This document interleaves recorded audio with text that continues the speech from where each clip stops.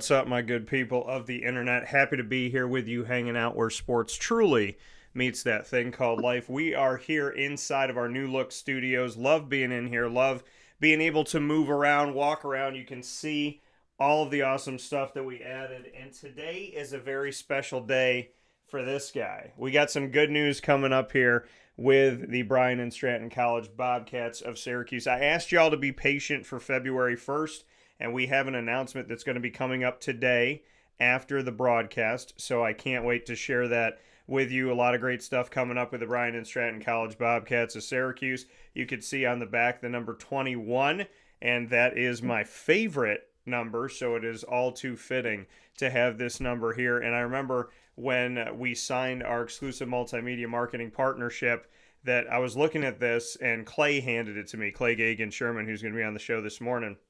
And I said to him, I was like, man, that's awesome. And I said, oh my gosh, there's a number 21 on. Oh, no, I said, this is awesome. And he said, well, it's yours. And I said, what do you mean? I thought it was just here for us to make the announcement. He's like, no, it's yours. And then I turned it on the back and I saw the 21. And then Clay turned around and did this.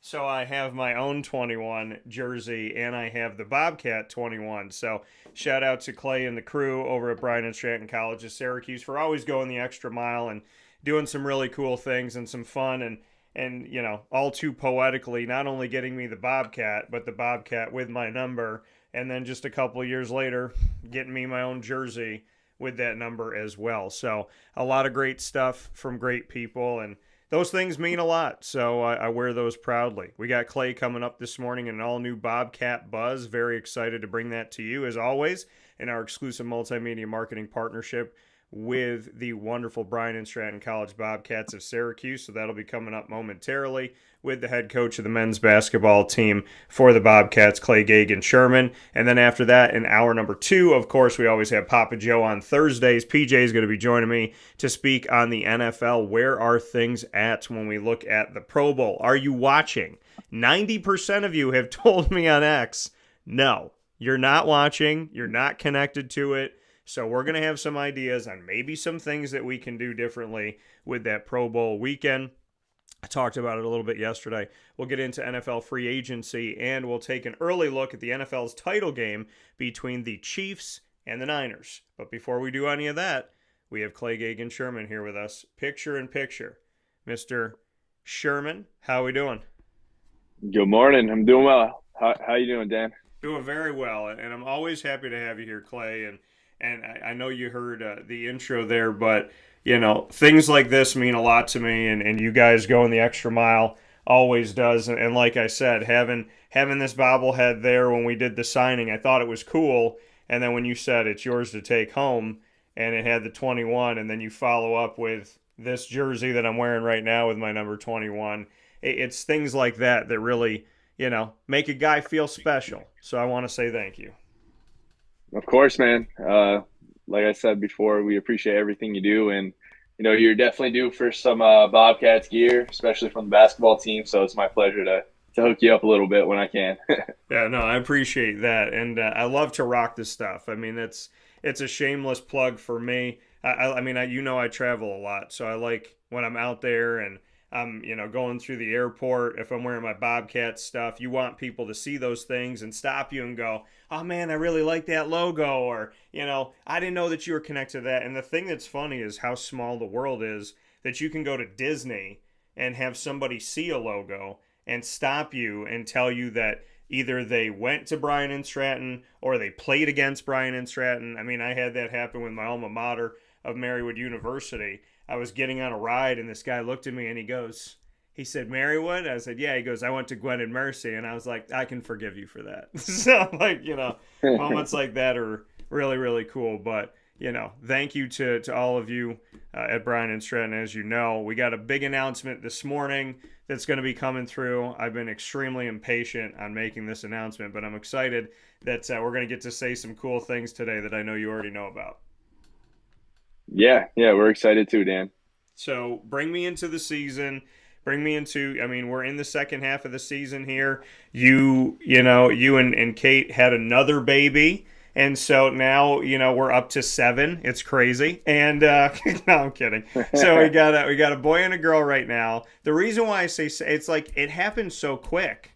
You know what I mean? It's like maybe to you guys it didn't, but from the like, you have Cleo and then it was like we're pregnant, and then I felt like you snap your finger and here's your baby boy.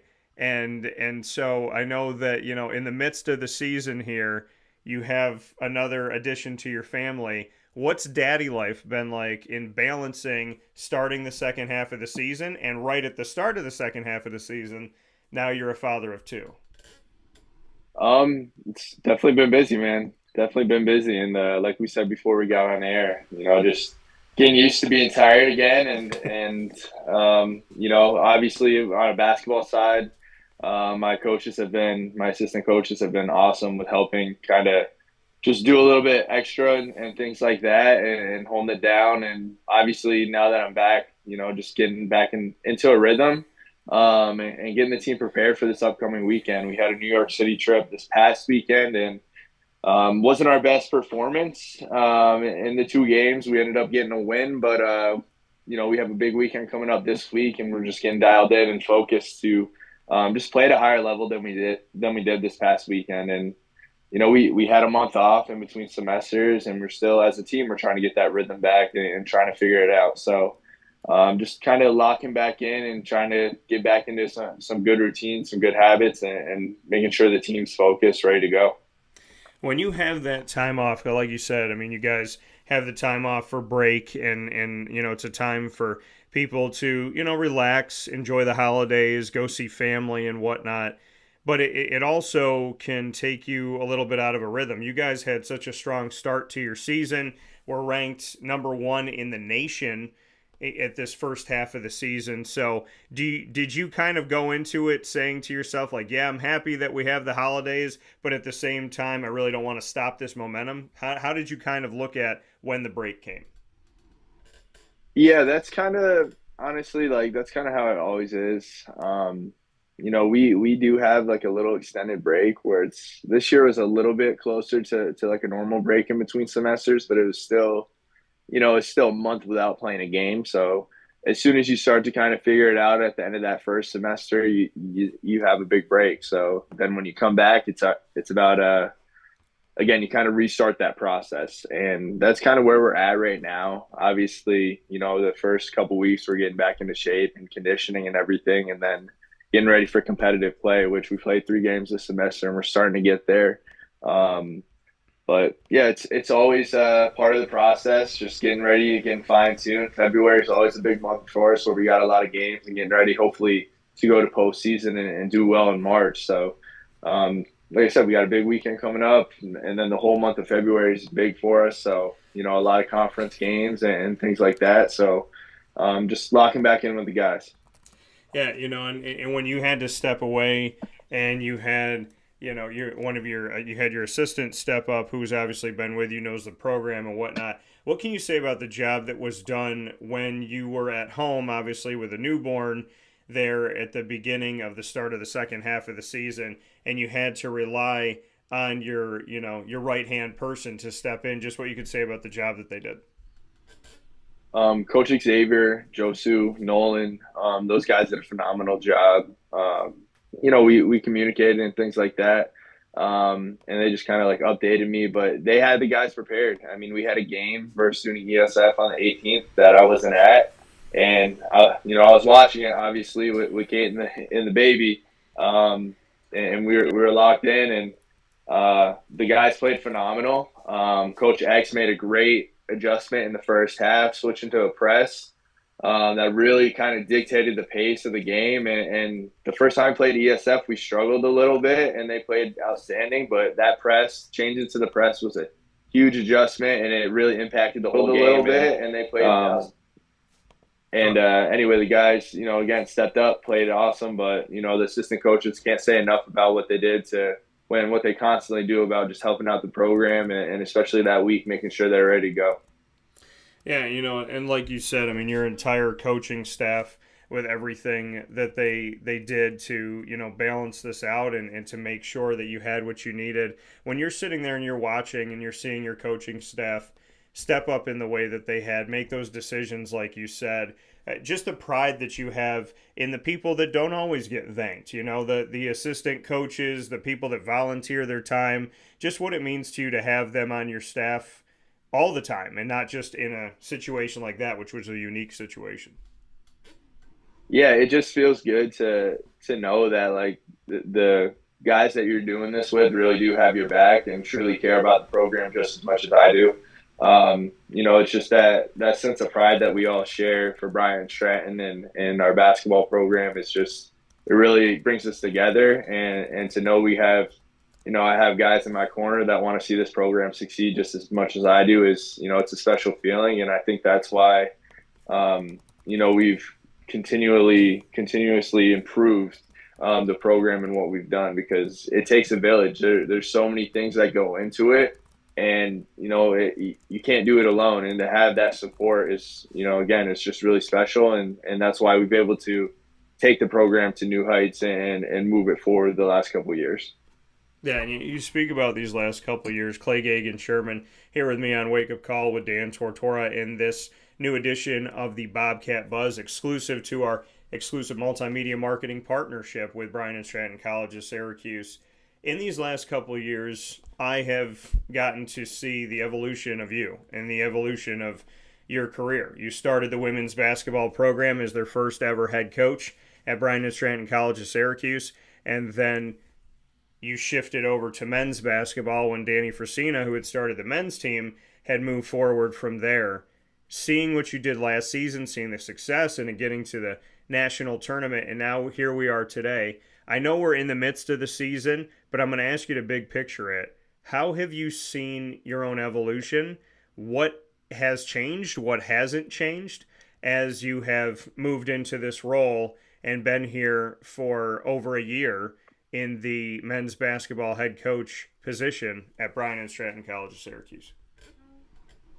I think the biggest thing is, it falls back to just management in several categories, like my time management, like what am I focusing on and when. I just have a better feel of kind of, when to lock in on certain areas, what we're doing at practice, what we're spending our time on at practice, how that translates to the games. And then, in games, just managing the games a little bit differently and understanding kind of pace a little bit more. But a lot of it's just experience has helped me kind of prepare and kind of have more of a structured day-to-day that helps translate to a more productive program. And, something that I feel like I've been much more intentional about this year is spending a lot of time with just having conversations, trying to talk to everyone on the team every single day. I think I've been really intentional about that this year.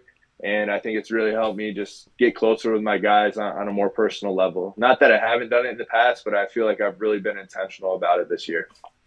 Yeah, and it's not an easy thing to do, right? I mean, there's a lot that goes into coaching. I know a person such as yourself is constantly recruiting, constantly looking at film, thinking about different things, ways that, you don't have an off season, so you're always looking for ways to improve. Plus, you're a family guy, you have a wife, you have 2 kids. So with all of that going on, to be very intentional, like you said, to get to know each of your players, to know them on a personal level, to know something about them that shows that you're listening and shows that you care. I am completely moved by that. I'm not surprised that you've done something of this nature, but I'm sure that it's hard to kind of balance it all. So how do you find a way to be very intentional and personal with your student athletes and at the same time be present with your family and everything else you have to do? Yeah, it's falls back, like I said, time management. But when I'm in the office, like we're on the call right now, I was bringing a guy down to the YMCA. He didn't have class this morning. A couple other guys are in there as well, so we spent a lot of time in the weight room. But once we hop off the call, I'm gonna catch the second half of the workout and just spend a little bit of time, obviously talking about the team and stuff, but again, just spending time together, doing things like that. Something at practice I try to do every single day is I try to talk to everyone. I usually give them 10 to 15 minutes where, everyone kind of has their pre-practice routine where whether it's form shooting, playing one-on-one, things like that. Again, making 10 shots from each spot. But during that time period, it's kind of like a free-flowing period where I'm able to go in, check how's your day going. Hey, I know you jammed your finger yesterday. How's that? You need tape. How's your knee? Checking in on injuries. Again, just touching base with the guys, talking to everybody every day individually at practice. And then, honestly, when it comes to balancing everything, once I get home, of course, some guys are going to text me and have questions and stuff like that. But I really try to kind of turn it off when I get home, so I can, focus on the family and things like that, and try to put the phone away for a little bit, at least until later in the evening. But just managing that time and just kind of making certain things priorities. And with all of this, with all of this balance and everything that you've done, coaching I know is so important to you. It's so meaningful to you. Looking at the team this season and the way that you describe coming back in the second half of the season and saying kind of what you need to do, and that you didn't have a great showing here recently. You've played 3 games in January as we step into February now, and the team went 2-1. But the way you describe it is almost like they went 1-5. I mean, you demand so much and you desire so much from this team, but you beat SUNY ESF. You went on the road, lost to Berkeley, and then defeated Toro College. And now, as we go forward here, you got a game on Saturday and a game on Sunday, Cheney on February 3rd at 4 o'clock, and then which is going to be at home where you play at the Allen Hall area inside the Allen Hall gym at OCC at Onondaga Community College. So on February 3rd, you'll be at home against Cheney at 4 o'clock, and then on February 4th on Sunday at 2 o'clock against Bryant Stratton Rochester.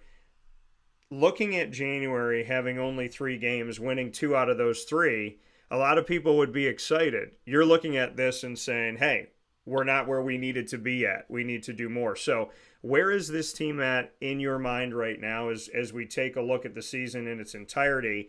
10-3 on the season. You have obviously taken care of home court at 6-0, and you're going to be at home for the next couple. Thoughts on the 10-3 record and just how you assess this team 13 games in? Yeah, 10-3 is definitely, it's a solid place to be right now. But there's definitely, a couple games where honestly, all 3 of them we really probably should have won if we showed up and played a little bit better. But I guess that's usually how it goes. But yeah, I mean, 2-1 in January, and again, Berkeley game could have went either way. But we knew coming into this season that, we were going to have a really good team because of the returning class we brought back in the season we had last year. So, yes, winning games is one thing. But the returners will tell you we came back to compete for a championship. And in order to do that, there's a standard and a level of play that, we have to be at that we're not quite there yet. And, it's been a season of kind of up and downs where, we've had guys get injured. Our leading scorer through 5 games, torn Achilles. This past weekend, our starting center went down, and, we're praying for good results. But, he has an MRI hopefully this upcoming week. So there's been, with that, there's been, a lot of adjustments, a lot of different lineups and things like that. And guys that have been working for their opportunities are going to get opportunities to step up, which again, when it comes to the level of play that you're playing as a team, and when you have big adjustments like that, it's going to take time to figure out, which that's kind of currently where we're at. We have 2 big tests this weekend with Cheney and Bryant Stratton Rochester, who's looking much stronger this semester. So, after this weekend, we'll really have a good indicator of where we're at with our conference and kind of where we have to lock in on, to prepare for this rest of the season. So, we're in a good spot in terms of rankings and record and all that. But when it comes to, our level of play, There's a lot to be seen with this upcoming weekend, and some guys are going to get opportunities to kind of prove themselves and help us get to where we need to go.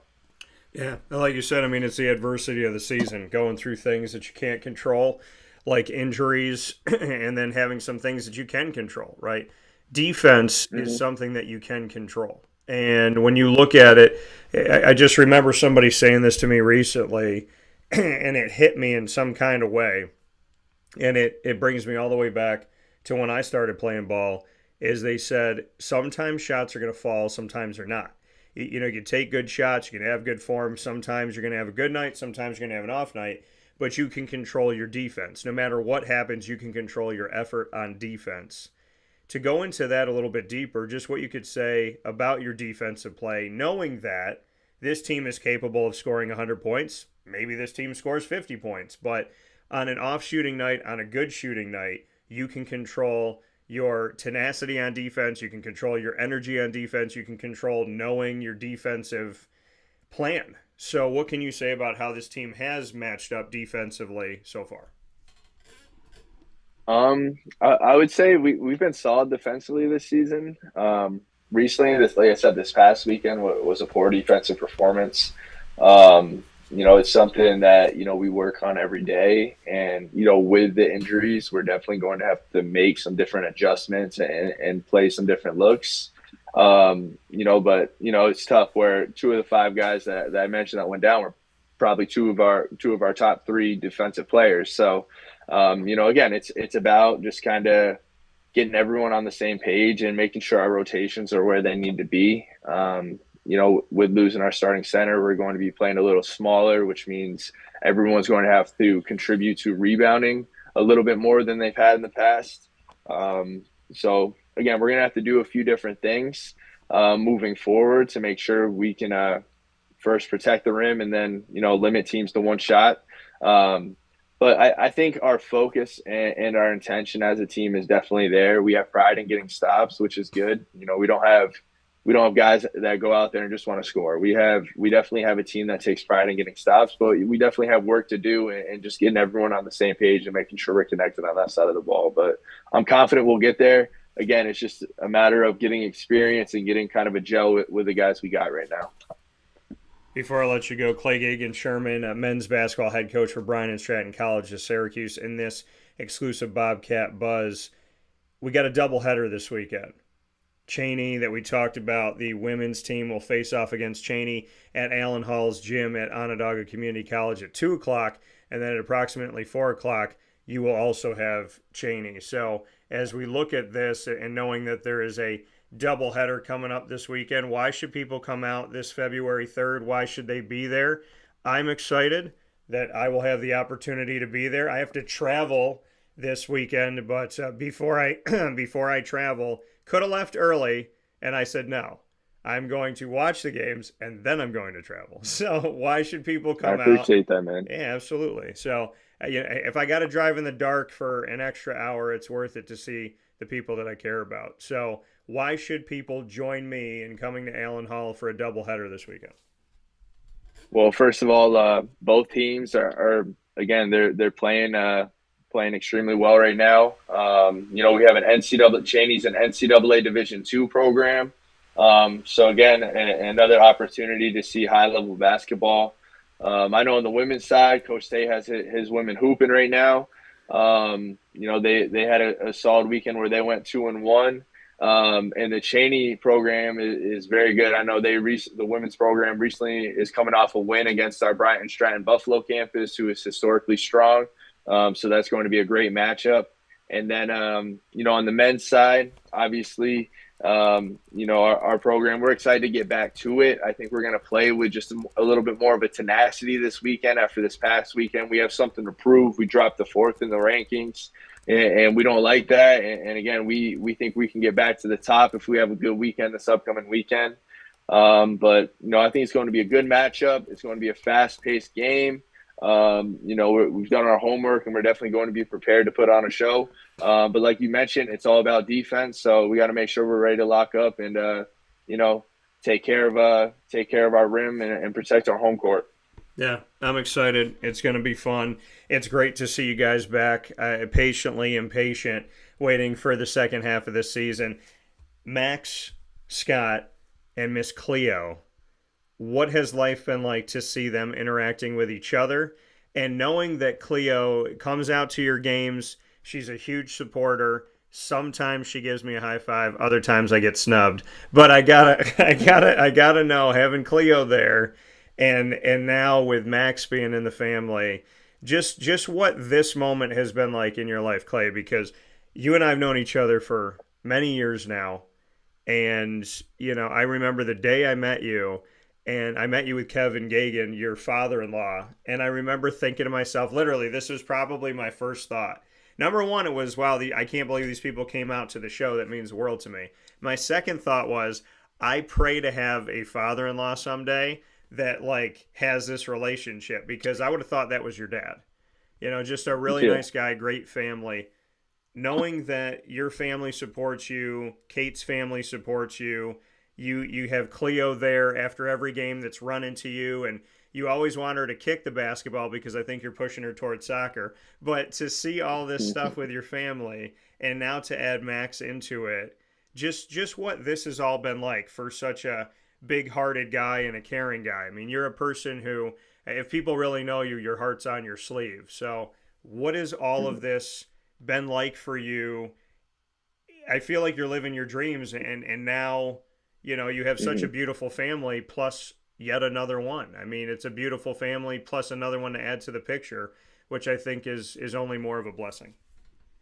Yeah, it's almost like surreal where you got like it's still like I can't believe I have a son. You know what I mean? I felt like even with Cleo, like she was a year old. I'm like I can't believe I have a kid, and like it's amazing. It really is, and like you asked, like to see them interact, to see Cleo like just go up and say my baby brother Max, like it's the best thing in the world, and it's just so special to me and Kate, and it's just absolutely amazing. And like I said, it's just the best thing in the world. I don't even know how to describe it, but yeah. Yeah, I mean, and it's awesome, and I appreciate it. I love seeing it. I got to ask you this though. I did have a question that came in. Can athletes be added to the team roster in the spring semester in sports that play in both the fall and spring? So, can do you have the opportunity of adding to your roster here? I know that that's something that the fans are asking. Is, if we see your team go into winter break, can you bring somebody in after winter break or during winter break? Yeah, you are able to. There are certain guidelines with that, like cutoff dates and things like that. But you can bring someone in midway through the semester. So that coming up here, and I got some people telling me where I need to go when I go to Philly this weekend. But a lot of great stuff. Before I go to Philly, I got a job to do, and that job is going to be at Allen Hall, OCC's campus. Go out for a doubleheader. 2 o'clock for the women's basketball team, 4 o'clock for the men's basketball team. A doubleheader for Bryant Stratton College of Syracuse up against Cheney. They are an NCAA Division II school. They have the opportunity to go up against Bryant Stratton this weekend. Bryant Stratton has tested itself against Division One in the NCAA, Division Two in the NCAA, and not just on the basketball court, but also on the soccer fields. Very excited for what's coming up this weekend. I love my jersey, as you know, very Let's much go. so. So I want to say thank you. I know that our announcement is going to be coming up in just a little bit, so I've tried to still stay tight-lipped on it a little Yeah. bit here. But Clay, I want to thank you, and I know that you know this, but thanks for being a guy of your word. Thanks for looking out, and for always thinking of me. If not for you thinking of me, this would have never happened. This opportunity with Brian and Stratton, and I really do. I appreciate you, appreciate the family, and appreciate everybody over at Brian and Stratton for the work that you guys do, and for the awesome just atmosphere. You guys always treat me with the utmost respect and kindness and goodness, and it's easy to work with people that you care about. It's easy to work with people that genuinely love what they do and are working hard and are trying. And I mean, I can't say enough. I don't have enough words. I know that if I ever get to stand up on a stage someday at a podium and say thank you to people, that, of the long list of people that I have to thank, you're on that list. Bryant and Stratton, so many wonderful human beings are on that list, and I can't wait to share with everybody today, because the words that you guys said kind of brought me to tears a little bit, and I just want to say thank you for everything. Hey, thank you too, man. The feelings are mutual, and I appreciate you so much, dude. And I can't believe it's been 2 years already. That's absolutely insane to me. I know, dude. I remember it was Sunday this week, and I was like, all right, getting the show ready for Monday, and this is what I'm going to do Tuesday, and now it's Thursday, and I was like, wait, I'm going into the weekend. I just got out of the weekend, so it is pretty crazy to look at how time flies. But you guys have been absolutely wonderful. I love connecting with the Bobcats, and this all started by you coming out to a show with Coach Q and I, and saying, "Hey, can you said I listened to your show. Can I connect with you? I'd love to be on." And that was Yeah. that was it all those years ago. So from my heart to yours, thank you, man. I appreciate it. I hope that my percentage with Max for high fives is going to be a little bit higher than what I got from Cleo recently. But I'm hoping that I'll get back on the high five list with her, because I got an awesome one and then I got a no. So I hope I get another one here soon. But I can't wait to see you guys this weekend. I'm happy you're back on the sidelines, and I'm so happy to, I know I said it off the air, but on the air, to officially welcome Max Scott to the family, and look forward to everything that him and Cleo are going to do, and all of the wonderful things that you and Kate get to watch them as they grow. And I can't wait to see it. So thanks for letting me be a part of the Bobcat family and a part of your family in general. And I look forward to seeing you this weekend. I appreciate you, Dan. Looking forward to this weekend. All right, man. Take care of business. Go enjoy that workout. Yes, sir. You already know. Take care. All right. See you, Dan. See ya. Coming here on Wake Up Call with Dan Tortora, where sports truly meets that thing called life. We appreciate you being here every Monday through Friday from 9 a.m. to 11 a.m. Eastern Time. And, of course, the Bobcat Buzz is exclusive to Wake Up Call with Dan Tortora in our coverage of the Bryant Stratton College Bobcats in our multimedia marketing partnership. And unlike anything that they've ever had of its kind at Bryant Stratton College of Syracuse, and being able to work with Bryant Stratton has really meant the world to me. I don't say it unless I mean it, and I love it. I have loved my time with each of these coaches, and getting to know them and getting to see what they're all about, and what makes them tick, and just seeing their passion. That's the thing that sits with me. Nick Dimitrievsky's passion, men's soccer head coach. Women's soccer head coach Alex Grigorita, his passion. Right, Sean Peak, in starting this program, an inaugural season last season, bringing baseball to life. That passion that he had, just that fun and that emotion that he brought to it. And you saw that in his family, you saw that in his players, you see that in him. And then to see that passion, of course, with men's and women's basketball with Clay Gagen-Sherman and Tay Baker, respectively. And, they both worked on the women's basketball team together. Tay was the assistant to Clay before Tay took over the women's team, and Clay moved over to the men's team. So, and the passion Danny Frasina had when he started this men's basketball program. I remember back even more years before I met Clay, just talking to Danny and having Danny on the show, and just getting to hear about the things that mattered to him, and Bryant Stratton, and what they were all about there, and how it was unique, and how it was special, and how it was different. So a lot of great stuff coming up. PJ is going to be on the show in hour 2, but he can't wait. He said, "What's up?" Greg's trying to guess what the news is going to be. I'm not saying anything. I'm trying to be good. It's going to come up after the show, and I'm really excited about that. John's Roast Pork also makes a great cheesesteak. Hit up Angelo's Pizza in Philly for some of the best pie and killer cheesesteak. Thank you. I also heard Ish Kabibbles, which is Bob Beretta, the athletics director at Lemoyne, told me to go to Ish Kabibbles, that they have really, really good cheesesteak as well.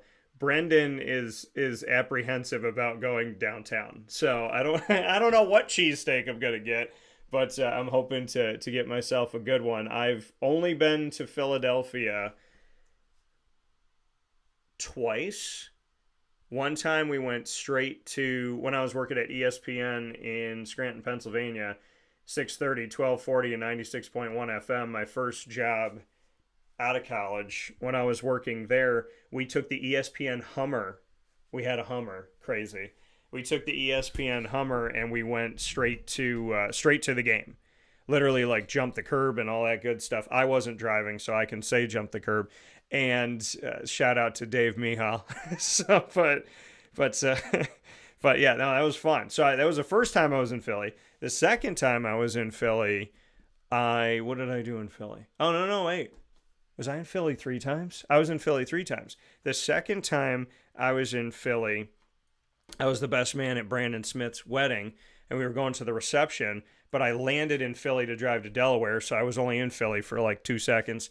And then the third time was when my buddy Ross Turetsky, who has also done stand-up comedy, was doing stand-up comedy in downtown Philadelphia. So I went to see his comedy there. We literally drove with his family to Philadelphia and him. We all got in like a big old van, drove down to Philly, saw him do his show, ate food, saw him do his show, and then left Philly.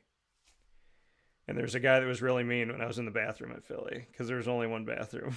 So I remember having a nice back and forth with a guy. I was in the bathroom longer than he wanted me to be in the bathroom. I don't know how much time he had in his brain, but I was in the bathroom. It was bang, bang, bang, bang.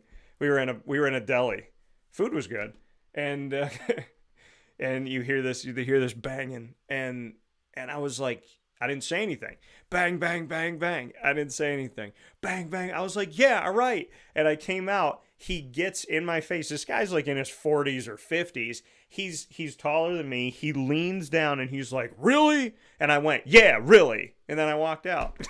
So, but I mean, because the thing is, nobody wants to go to the bathroom in public. Nobody wants to do that. Nobody wants to have to go to a public. We would all rather be home, right? Listening to some music, hanging out, relaxing in the comfort of our humble abode. I would venture to say that the majority of human beings would tell you if they could not ever go to the bathroom in a public place, they would do that. Right? But unfortunately, that's not how our systems work. And so I'm at the deli and we're traveling. So I went to the bathroom. And that guy in Philadelphia, apparently he didn't like it. And I still don't care. So, because, what am I going to rush so that you can, I'm trying to be respectful, but it's hard. It's difficult. I think some people won't go to the bathroom in public, won't go to like public places, public restrooms because of the anxiety that if there's one bathroom and like it's only like one thing, right? You go into the toilet and it's you in the toilet. And so like if anybody else has to go and there's 30 people there, like they all know that you're holding them up. So, I guess there's some anxiety with that. My thing is I'm respectful of them and respectful of myself. I got to go to the bathroom. I'll go to the bathroom. So that was my last trip to Philly. So didn't you want to hear that this morning? But that was my last trip. I'm telling you the truth. That good old city of brotherly hate. Getting screamed at by a stranger in a deli because I had to go to the bathroom. So, I hope that dude's okay. I didn't want to keep him waiting. But it also didn't seem like, I don't know. It didn't seem like it was an emergency. It seemed like he just was impatient. But maybe it was an emergency. And if it was, I hope he's okay. Could still be nicer. Don't yell at people. Ever. There's never a good time to yell at somebody. You realize that? There's never a good time to... It's just not good. I'm trying to think. Coaching, you can yell. But, I always feel like there's a way to shout, which is different than yelling.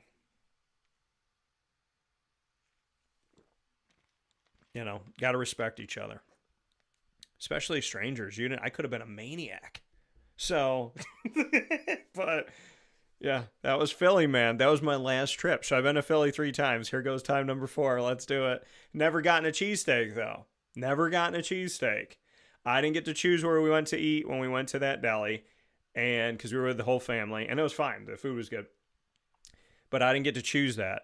My half moon was better than my sandwich, though. I believe the half moon was really just wonderful. So, but yeah, I didn't get to choose there. Philly, when I got the car for Brandon's wedding, I was only at the airport. And then, like I said, the first time to Philadelphia, we rushed to get over, and we were in a luxury box, and I think they gave us cheeseburgers or something. Because we went to a Phillies game, went to a Phillies Mets game, which was a really good game, by the way. Let's see what else we got here. Greg said, tell Brendan to stop living his life in fear and make the most of opportunities handed to him. Philly is a great city. They're sports fans I can do without. That's what Greg said. Host of WrestleMania XL this April, Pro Wrestling City. So, exciting to see all the stuff that's, let's see here. Federal donuts are great. Greg, here's my thing, okay? I have to ask you this. Greg is one of our longtime listeners and viewers, and I appreciate it. And I love shouting y'all out. We've had people from all over the world watch and listen to the show, and I think we had somebody from Hawaii that was watching and listening. We've had people that have connected with us, gone on our website from China, Italy, France, the United Kingdom, Russia. I think we've had people from the Middle East on our MixLR when we were doing live internet streaming radio there like we do on Podbean now. We've had people Canada, Mexico. It's been great. It's been awesome. Just so awesome. But Greg, I got to ask you this. Have you gone to every city in America? Because anytime I say on the show that I'm going somewhere, Greg just starts spewing off places, like really specific things. You got to go to this park. You got to eat at this donut shop. You got to go and look in this window at this store because they got this thing and you got to go in there. I mean, it's like you're so cultured, Greg. I feel like, what am I doing? I should be traveling with Greg. See, I brought Greg to a Binghamton I think it was a doubleheader that we had, Binghamton basketball. So I did that, but Greg has never brought me to any of these wonderful cities and towns that he's been to. So I think, Greg, you're due. It's time for us to trip it up here and do something fun. He said, I've been to many, LOL, and I love food. So yeah, I think it's time for you to sponsor a trip where I get to hang out in the passenger seat and you get to find some good food for me. Because, I mean, always, every time I say I'm going somewhere, Greg's like, all right, cool, I got, and it's just like, it's very specific. This is where you go. This is what you order. This is the place. They have the best, like, this place has the best French fries in America. This place has the best apple cider in America. This place has the best cheesesteak in America. And I'm just like, Greg, man, like, good for you. Good for you in the travel world, man. I appreciate it. I love a cultured person. I would like to think that I have been a cultured person. I can always get better. I love challenging myself, but I travel a lot and I love doing it. So, we've been able to broadcast the show from many different places. We've been able to cover many events in many different places. I've been out of the country and, I have been to, obviously, Puerto Rico, which is a territory of the United States, which, you still try to figure out what that means because it's not a state, but it's connected to the U.S. So you get to, experience that and whatnot. But I can't say that there was any food in Puerto Rico that, like, I really am like, yeah, I got to go back to that specific. There was an Italian restaurant on the island and my parents were like, let's go. And I was like, why? I was like, I feel like this is not the place to get Italian food. I feel like we should only get Hispanic food, right? So Puerto Rican cuisine. We did not, but I do know that their Miami Vices are great. I don't really like alcohol, but I like a strawberry daiquiri and I like a pina colada. And when you mix them together, it is called a Miami Vice, which is a tremendous name and is very fitting for a man like myself who likes to wear white dress pants and a wonderful Hawaiian shirt. So I look like somebody on Miami Vice. And I definitely am a big old fan of the Miami Vice drink. I feel like I need to go get one now that I'm speaking of it. But yeah, I mean, Greg, the culture, man, I love it. Everybody that's watching and listening, if I'm telling you I'm going somewhere, if I say, hey, I'm coming to your town, I'm coming to your city, shoot me a message. It's literally the premise of Comic Book Trails, is I, in my travels, will stop in a city or a town and I'll pick a comic book and collectible shop to go to. So if you have an idea, like if I say, hey, I'm going to be in Richmond, Virginia, shoot me a message at Comic Book Trails on Facebook, at Comic Book Trails on Instagram, and say, hey, if you're coming to my city, go here. I just want a list. I want a list of places. Where should I go? Where should we take the show? And, let me know. But Greg, I mean, Jeepers Christmas with the food and the culture and the oddly specific stuff. I love it. Provide me more. You gave me a bunch of places in Philly. Now it's not that I don't want to go to the places. It's that Brendan's driving. So I might have to walk. I might have to sneak out of the sports card show and go do it myself. Or I might have to, I don't know, kidnap Brendan, right? Throw him in a little sack, put him in the back, and say, I'm going to drive your car now. So what else we got here? Coke sipping on a Miami Vice. That's right. That's right. You don't forget that my nickname here, my street name is Coke. And Ross Turetsky's is Arson. There's a play on words from Arson Judge and Coke Hamels. Not to make fun of the guy that did it, but to take all of the stuff away from the negativity that he was receiving and turning it into something funny. So yeah, Coke sipping on a Miami Vice. It's exactly how I picture Coke in the TV show that I believe Arson and Coke should be in. So very much love to that, Greg. You get it. You get the brain. You really do. You understand it here. So I'm going to reach out to everybody here and ask you this. If you have been to Philadelphia, let me know what your thoughts are on where we should go eat. And if there's any place that's... I'm going to look up here and see where this event is, because it's at a casino. So it's like, what place can I get Brendan to go to? Let's see where it is. It's in Rivers. So the event's at Rivers Casino in Philadelphia. It's the Fishtown Card Show. It's supposed to be huge. And Murph and I are going to be there selling our stuff, which I cannot wait for this. I want to know where we should go eat. And if there's anywhere near the Rivers Casino, because if there is and Murph says no, I can walk. I'm a self-made man. I'll go do it myself. But if it's like 37 miles away, then, I'd have to get a cab because Murph isn't going to go. So let's take a look at this. Angelo's Pizza, John's Roast Pork. What else we got? Federal Donuts. I love that name. Federal Donuts. It sounds so official. Sounds like a donut that wears a bow tie. Not a bow tie. A dress-up tie. Who wears a bow tie? I wanted to wear a bow tie. I wanted to test it out, right? I wanted to test the waters of the bow tie, but I don't know. I feel like some people wear bow ties and it just looks a certain way, doesn't it? It kind of looks like you're a ventriloquist dummy when you wear a bow tie. I've thought about buying one before, but I don't know if people will take me seriously. I feel like I'm like a court jester if I wear one. Like I'm going to do a trick. I don't know. Random thought of the day. We're going to take a step aside for a fast break here on Wake Up Call with Dan Tortora. I got food on the brain. I'm standing in the studio right now. I haven't eaten this morning. You're throwing food at me. And I'm trying to get Murph, because Murph was like, hey, we're going into Philly, we're coming out of Philly. We're going in and out. We're going to casino out. And I was like, man, we got to get some food in Philly. He's like, boom, boom, in, out. So, and Murph's driving. I respect the driver. I do.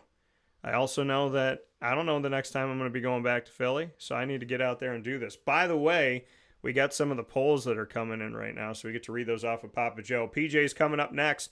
Do not go anywhere. Wake Up Call with Dan Tortora every Thursday in hour number 2 brings you my conversation with Papa Joe. PJ and I are going to be talking about NFL free agency. Who's on the list that we like? Maybe some landing spots that we like for that player, as well as the Pro Bowl. Is he watching? I could probably tell you that answer is no.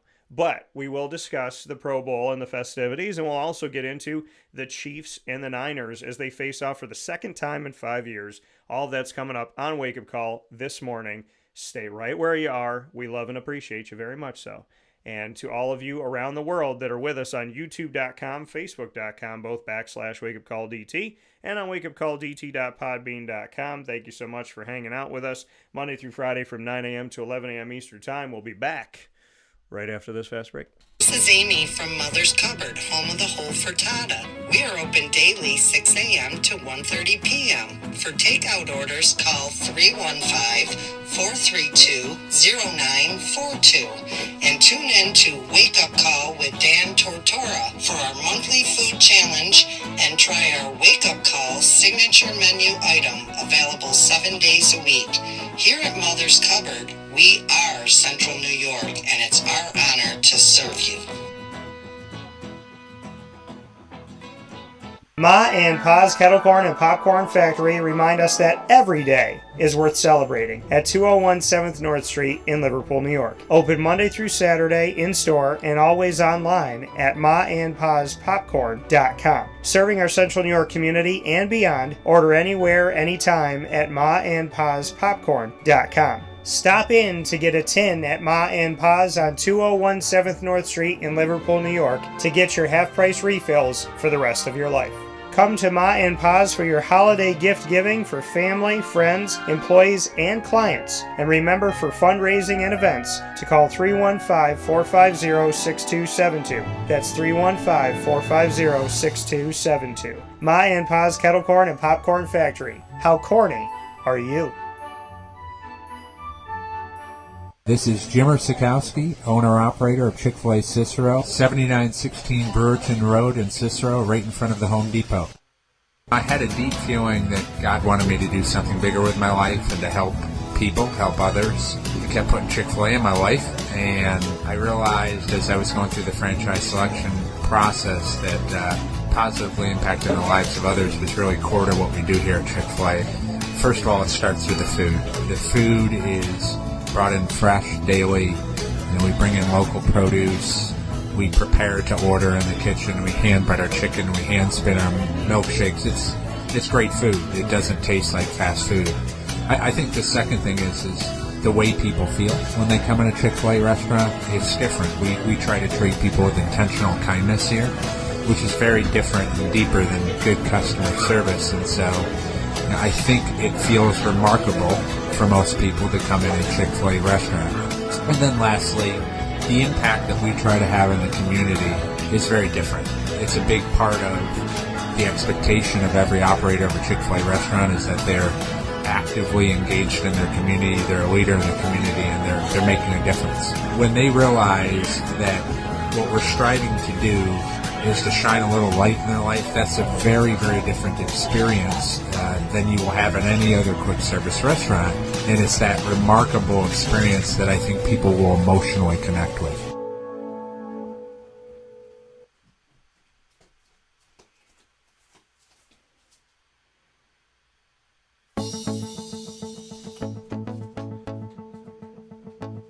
Avicoli's, located on the corner of Route 57 and Wetzel Road in Liverpool, New York, has been your trusted neighbor for decades. Located just steps from Liverpool High School, we're happy to have the Liverpool Warriors on-site, on-location broadcast at Avicoli's through Wake Up Call with Dan Tortora every single month, featuring student athletes, coaches, and administration throughout the year from Liverpool High School. Head out to Avicoli's today on the corner of Route 57 and Wetzel Road in Liverpool, New York, open Tuesday through Sunday for lunch, dinner, and drinks. We'd love to see you out there, and of course you can call them at 315-622-5100 for takeout, delivery, and catering. That's 315-622-5100, and also find them on myavicolis.com. That's myavicollis.com.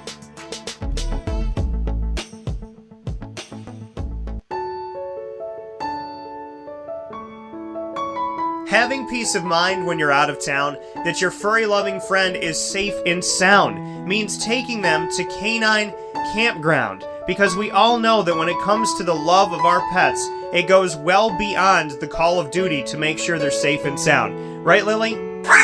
So take a ride to 242 Johnson Street in East Syracuse, New York, and see Canine Campground and where your dog will be staying in the classic cabin, the executive cabin, the grand cabin, or of course the luxury cabin, because if you know Lily, you know she loves luxury. Now you don't have to wait to the last minute to find a family member or a friend that'll take your dog for a few days. Call Canine Campground at 315-299-4013. That's 315-299-4013. Their drop-off and pickup times are Monday through Sunday. Check K9campground.com for more information. That's the letter K, the number 9, and campground spelled with a K.com. K9campground.com. When you're going out of town, bring your dog to K9 Campground.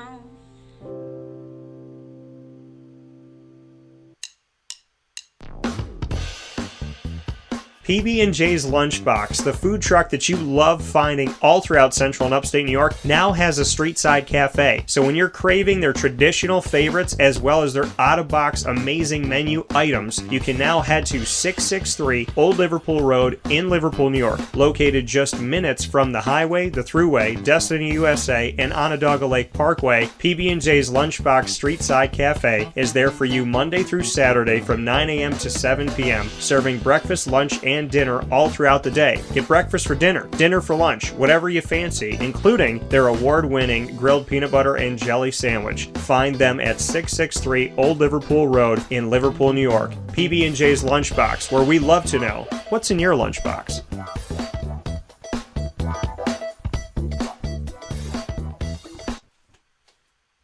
Welcome back here to Wake Up Call with Dan Tortora, where sports truly meets that thing called life. We appreciate you being here every Monday through Friday from 9 a.m. to 11 a.m.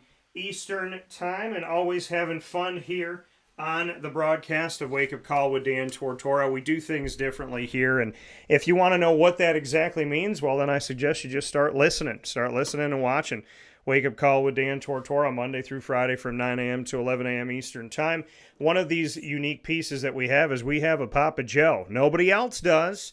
We have Papa Joe here on Wake Up Call with Dan Tortora, and I am honored and I am so privileged, as always, to have PJ with me. This entire segment was born out of a conversation that we were having at the table. I was down in St. Augustine, and PJ and I were talking about sports, and I just thought to myself, I was like, wow, he really, number one, he gives me more credit than I deserve. And number two, he's constantly teaching me. I'm constantly learning about all these different things and all these different pieces. And it means so much to me that, he's teaching me the way that he teaches me. So, learning from him and just getting to really hone in on my skills and get to know a lot of different things has been super meaningful in my life. And I was like, I want to share this with other people. I want to share these conversations we're having at the dinner table and the lunch table and the breakfast table with the world. And that turned into our segment with Papa Joe. It's always fun. I have a great time with him. And like I said, I'm extremely spoiled to have him here on Wake Up Call with Dan Tortora. So you might have this, you might have that, you might have the other, but you don't have a Papa Joe. And to me, that is absolutely priceless. So with that being said, I bring in the Goso, the grand old smooth one, PJ. Papa Joe, how we doing? Very good, Daniel. I like it. That's a nice tribute. I appreciate it. But, we talk about a lot of stuff, and I talk about a lot of stuff. I may be too opinionated at times, but at least I get it out there. Well, and the thing is, we have these conversations. We discuss a lot of different things. We call to attention a lot of different areas, and we have a lot of fun with it. So, I always appreciate the opportunity to have the conversations that we get to have, including the one that we're about to have today. Speaking on the NFL and all the things going on in the National Football League, we have free agency. NFL free agency is in front of us now. We know that there are a bunch of opportunities here for teams to make some moves and get better right away. I want to start with the quarterback, PJ. The guys that are going to be unrestricted free agents: Kirk Cousins, who we know has been a longtime starter with Minnesota, Washington before that. Ryan Tannehill, who was a starter for Miami, but really caught on later on in his career in Tennessee in a resurgence. Jacoby Brissett, who I covered in college at NC State. He has been on the Colts, he's been on the Browns, he's been on the Patriots, and he's found his way to do some things out there, but has never been a consistent starter. He was most recently with Washington. Tyrod Taylor, who used to be the starter for the Buffalo Bills before Josh Allen. Some Buffalo Bills fans don't remember a world before Josh Allen, but there was one, I promise. So Tyrod Taylor was a part of that world. We have Marcus Mariota, who was in Philadelphia, who's been in Philadelphia. He obviously was drafted number 2 overall. He went to Tennessee. That didn't work. He went to Atlanta. It seemed like he kind of allegedly left the team when he was ousted and wasn't the starter anymore. Sam Darnold, who used to be the starter with the Jets, most recently with San Fran, he's got an opening here to figure out what he's going to do. Baker Mayfield, I would imagine Tampa's going to re-sign, but he's a free agent. Gardner Minshew, who played the majority of the season as the Colts starting quarterback and had them within a game of going to the postseason. Gardner Minshew, who came in a Jaguar and has been a Colt, he is a free agent. And so is Joe Flacco, who did such an incredible job for the Cleveland Browns in a crisis situation and helped them continue to be strong and move on to the playoffs. And even though they lost in the playoffs, he helped them to get there. And the other name that I have for you, so I'm giving you this whole list. There's more players, but I wanted to at least get to this list of guys here. But I got to do this one. There is one other guy who is free to have lunch with PJ. I would think that maybe a trip down in Florida to Publix, to your favorite place to get crab legs, because famous Jameis Winston is a free agent and he can go anywhere. And I think before he commits to a team, he should commit to a lunch with Papa Joe. Who in the hell would want him, for crying out loud? Who in the hell would want Jameis? Not only that, what he did the last time here was awful.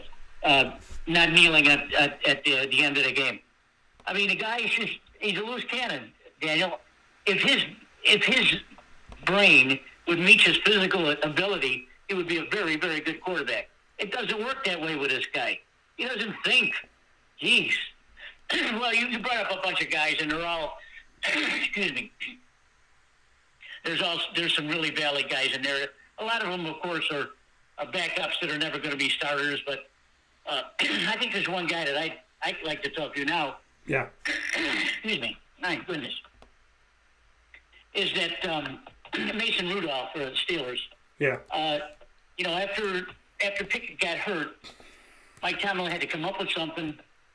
He put it in the hands of Rudolph, and he said, "Look, you got to go with this, bud. If we're going to get where we're going to go, you got to get us there."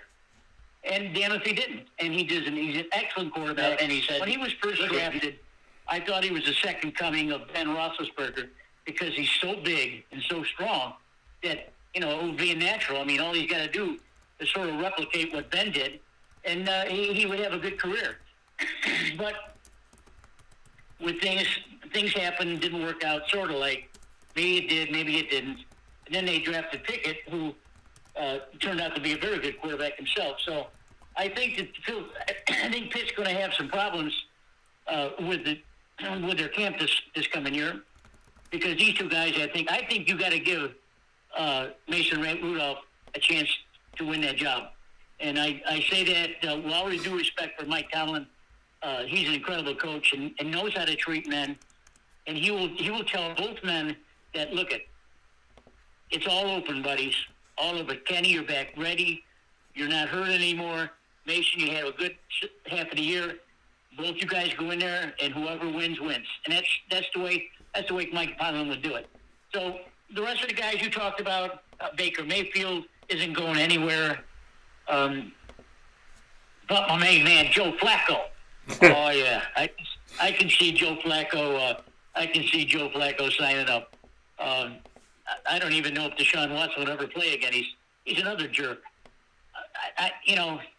From a business standpoint, think about it. From a business standpoint, you got a guy that was an adjudicated criminal in Cleveland, opens up the coffers and signs the guy to multi-million-dollar contract, which I may say is irrefutable. There's no out for him. Yeah. For Cleveland, they're stuck with him. Now, what do you do in a situation like that? Why would you do something like that? And then the guy gets hurt, and everyone's forgotten about Deshaun Watson. So, and if I were Cleveland's brass, as it is, they took a lot of heat signing the guy. There was a lot of women's out there that the women groups out there are really started boycotting, which is they should do really. I mean, he's a criminal. So I think that Joe should have a chance to work for that starting job too. Certainly Deshaun Watson has all the talent in the world. I'm not sure his head's in the right spot either. So, however he bounces back is going to define what his career is going to be like. Not from when it was from Houston. Forget about it. What he's doing now. And if he can't get it done, man, Joe Flacco will be there. Throws the ball up a million times, doesn't matter. Like you tell you, Vince Lombardi used to say, 3 things happen when you throw a pass, and 2 of them are bad. An incomplete and an interception. He didn't like to pass the ball, so he ran the ball with Jim Taylor and Paul Hornung. So those guys, I think, should be talked about. The Flacco and Baker Mayfield, of course, I think. Mason Rudolph. What's your opinion on the Joe Flacco? Yeah, I mean, Joe Flacco, to me, I backed him when he came into the NFL. I backed him, and I backed Mark Sanchez. I said, I think these 2 guys, I believed in them. I thought they had talent. They were guys that I was high on, and, they immediately made it to the postseason. You look what Joe Flacco did in the title game of the NFL, and people forget that Mark Sanchez led the Jets to back-to-back AFC championship games. Everybody wants to talk about one mistake he made in his life, the butt fumble, and they want him to live by that. They want Tony Romo to live by going back to that Dallas game and the fumbled, the fumbled hold in being able to, kick the ball through the uprights. There's different things that stop people and say, like, we have to, think about if everybody's life was marred by one mistake they made. Not a single one of us would be free of that because everybody makes mistakes.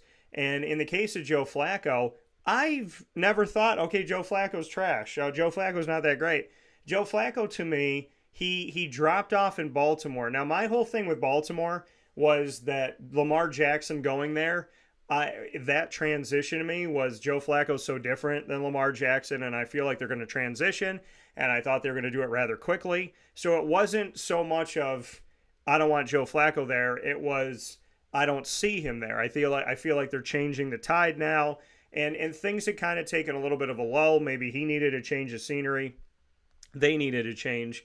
And then, he goes to the Jets, and he kind of disappears a little bit. And then he comes to the Cleveland Browns, and he played better than I think anybody anticipated, including myself. And I thought, I think he's been, him and Gardner Minshew, right? Him and Gardner Minshew and to some extent Mason Rudolph were guys that stepped up this season that I feel like, a lot of people didn't give credit for. I think they thought the season was over when Joe Flacco takes over for the Cleveland Browns. I think maybe some people anticipated that team's not going to go to the playoffs now. I think some people had the mentality when it came to, Mason Rudolph that it's like, okay, more of the same. We've seen what he can do. There's a reason why he's not the starter, so they're not going to do anything there. And I think with Gardner Minshew, I think people wrote off this season almost immediately. So, to see the work that these gentlemen have done, I think Mason Rudolph should have an opportunity. I'm a little concerned for Kenny Pickett, being drafted number 20 overall and now being in a situation where he might not be the starter on this Steelers team, very young in his career. But credit to Mason Rudolph for not giving up, and credit to Mike Tomlin and the staff for not giving up on him. But you asked me about Joe Flacco. I think that Flacco should have a job somewhere. I think Flacco should have an opportunity. I don't know if he's going to get a job where he's going to be the starter, the guy. But, I think that there's teams that can look at him. I think a team like Carolina, Carolina's a big old mess right now. So I think they want to blame a position or a player, but I think there's been a lot of issues. General manager, that's changed. Head coach has changed 3 times in 3 years. So, looking at the Carolina Panthers, they've been a giant pile of question marks. And I don't know if a quarterback or anybody would want to go there right now, knowing that you're probably going to get blamed for a lot of things that have nothing to do with you. But I think a team like that, I think a team like Washington, I think, there's teams out there that maybe have a good starter that would love to have him as a backup. I think he could make sense in Pittsburgh too. If there's a moving on from somebody, or if they want to put more people, in training camp, I think Joe Flacco's earned the right to have an opportunity somewhere. I don't know if, based on his age and the time he's been in the NFL, if someone's going to give him the keys to an offense for an entire season. But I do think that he's obviously shown that he should be out there. I think Mason Rudolph is going to get an opportunity to showcase himself. I think if Pittsburgh's hung with him this long, I think that, they'll hang with him a bit longer. And then as far as Gardner Minshew goes, I know they drafted Anthony Richardson, and that's their hope. But Gardner Minshew, it would be a travesty if the Colts let him go and the NFL doesn't look to him and they see everything he did in Jacksonville and everything he did in Indy and then totally negate that and put him back as a second-string guy and don't give him a chance. I think that there's been guys this season, maybe arguably more than other seasons recently in the NFL, that were second and third string guys that stepped up in such a big way that they didn't only make their team relevant, they got their team to the playoffs or to the door of the playoffs. And I think those three gentlemen should definitely have an opportunity somewhere. I think Mason, where he is, Gardner, he is a fantastic insurance policy, which is why I'm sad. It would behoove you to have a guy like that on your team. I think there's a lot of good that you can get from that. I love it. I love him. I just love the way he's always played. He's a big gunslinger, there's another guy that we need to bring up, too, which I think is going to have ramifications for the central part of the country, and that's Kirk Cousins at Minnesota. Yeah.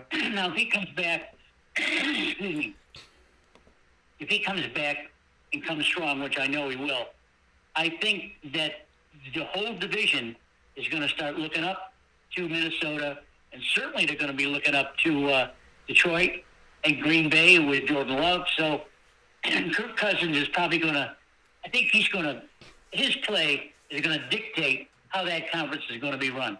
Because frankly, I think they're a better team than Dan Campbell's Detroit and better than Green Bay. So Kirk Cousins coming back strong. He's not going anywhere. They're not gonna. They gotta sign him, Daniel. They gotta sign him. I mean, the guy's only 36. He's got a couple of good years on him. He'll probably have a short-term contract, maybe 2 or 3 years, but guaranteed money. So he's one of the real gunslingers in the league. And I think Dan Campbell's looking at this from Detroit and saying, well, I got a gunslinger myself, so we got to keep track of each other. So I think the central division of the NFL, the NFL side is going to be fun to watch next year. Yeah. I think looking at, that, like you're talking about the NFC North with Minnesota and Green Bay, Detroit and Chicago. I mean, remember, Chicago has put themselves in a situation where they have the number 1 overall pick as of right now. So, that's and I've argued what I think Chicago could do. Justin Fields is still in his rookie contract. Keep him for 1 more year. You got Justin Fields. You make a play for Derrick Henry, who's a free agent from Tennessee, and you draft Marvin Harrison Jr. And overnight, you could become one of the most explosive offenses in the NFL. So, I think that that's something that they need to look to. If they want to call me and use me on retainer, that'd be great, right? You want to bring me in. But Chicago, I think they're in a good prime positioning. Kirk Cousins, he is a threat. He's a viable guy out there. And is Minnesota going to, really stick with him, or are they going to try and move forward with somebody else? But that still makes Kirk Cousins a guy that's out there that I think, is worth the phone call, is worth the opportunity. Kirk Cousins is another one of those guys that you kind of forgot about him. He was in Washington, and a lot of things in Washington haven't worked out in recent history. You think about their best, argue like Terry McLaurin. That guy will get 1,000 yards with 4 different quarterbacks throwing to him. He's got a different quarterback every season. and he's still catching passes and doing good things. There's been different guys that have had success in Washington, but they've been somewhat of a dumpster fire, and so has Carolina. And I think, Kirk coming to Minnesota, he's proven him. He's gotten him to the door of the NFL title game. He's worked really, really hard, and I feel like if Minnesota wants to move on from him, he's going to give 2 years, at least 2 more years, to somebody somewhere. So I do like Kirk Cousins. Looking at the running back situation, PJ, we take a look at Derrick Henry. I can't believe that this man has the freedom to go where he wants to go. He's 30, which apparently allegedly to NFL teams, a 30-year-old running back is like an 80-year-old person. But Derrick Henry, I saw him against Jacksonville. I saw what he did. They kept talking about how bad the Tennessee offensive line is. Gosh darn it, that offensive line's terrible. Wow, they've gone through injury. Wow, they can't do this. They can't do that. They can't do this. They can't do the other thing. And then here he is running behind the line, killing Jacksonville and a defense that had some really good moments and was number one in takeaways for a certain part of this season for 2023-24. If Derrick Henry can run behind a bad line at 30 years old, what can he do behind a good line? He still stiff arms people. That man's powerful as all get out.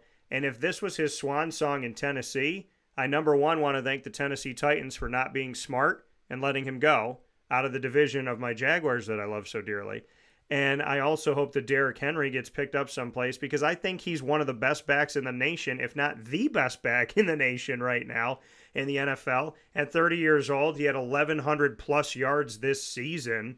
So he's a hot commodity. Another hot commodity that they wouldn't sign to a long-term deal, kind of made him play things out, and then have gone, these last couple of years back and forth with Josh Jacobs. Josh Jacobs is a free agent with Vegas now. He proved himself when they put it on the line and said, we're not going to pay you, we're not going to give you a long-term deal. That man busted his tail, and then he continued to work after that. He's a free agent at 20. He's almost 26 years old. Tony Pollard is a free agent in Dallas. He is not even he's about to be 27. Tony Pollard is. So Tony Pollard, a little bit older than I thought he was, but coming out of Minnesota, he's about to be 27. Saquon Barkley, we've kind of waited on this. And by the way, Tony Pollard had over 1,000 rushing yards this season with 1,005, and he was injured at certain points this season. Saquon Barkley, 962 rushing yards this season. He's a free agent. He's been dealing with this back and forth with the Giants. At times, he was the only bright spot on the Giants' offense. Now he's a free agent at almost 27 years old. Austin Eckler, who's gone through some injuries here, but he's been Old Faithful for the Chargers. He's 28 and some change here, and he had 628 yards this season. Gus Edwards, who has been Mr. Reliable for the Baltimore Ravens and Lamar Jackson, had over 800 yards this season. He's about 29 years old. I mean, there's a bunch of names. DeAndre Swift, 1 season removed from Detroit in Philadelphia. He had himself some really good moments this season. And DeAndre Swift, he had over 1,000 yards, 1,049 in his 1 season with Philadelphia. So there's a lot of running back names out there, PJ. So what are your thoughts on the guys that I talked about? And feel free to add anybody else. And the other side of that for the running backs is the fact that I don't get it.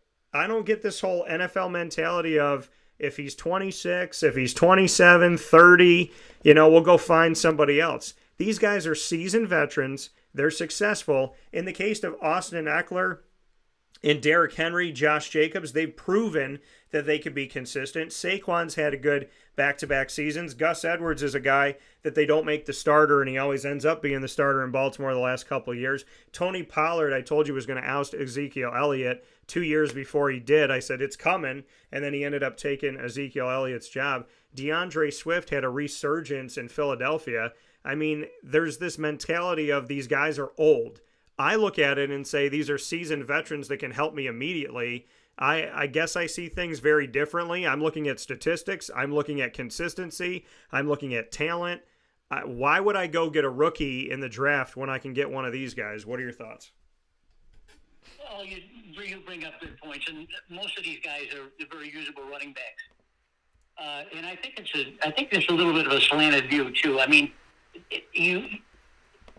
I think that the reasoning with running backs is that if you can get 3 or 4 years out of a running back, that's max for the NFL, not for long. And if a guy comes in at 22, 23 years old, and he's at 27, 28, looking for another contract, the NFL thinks these guys are old. And you're right in criticizing that.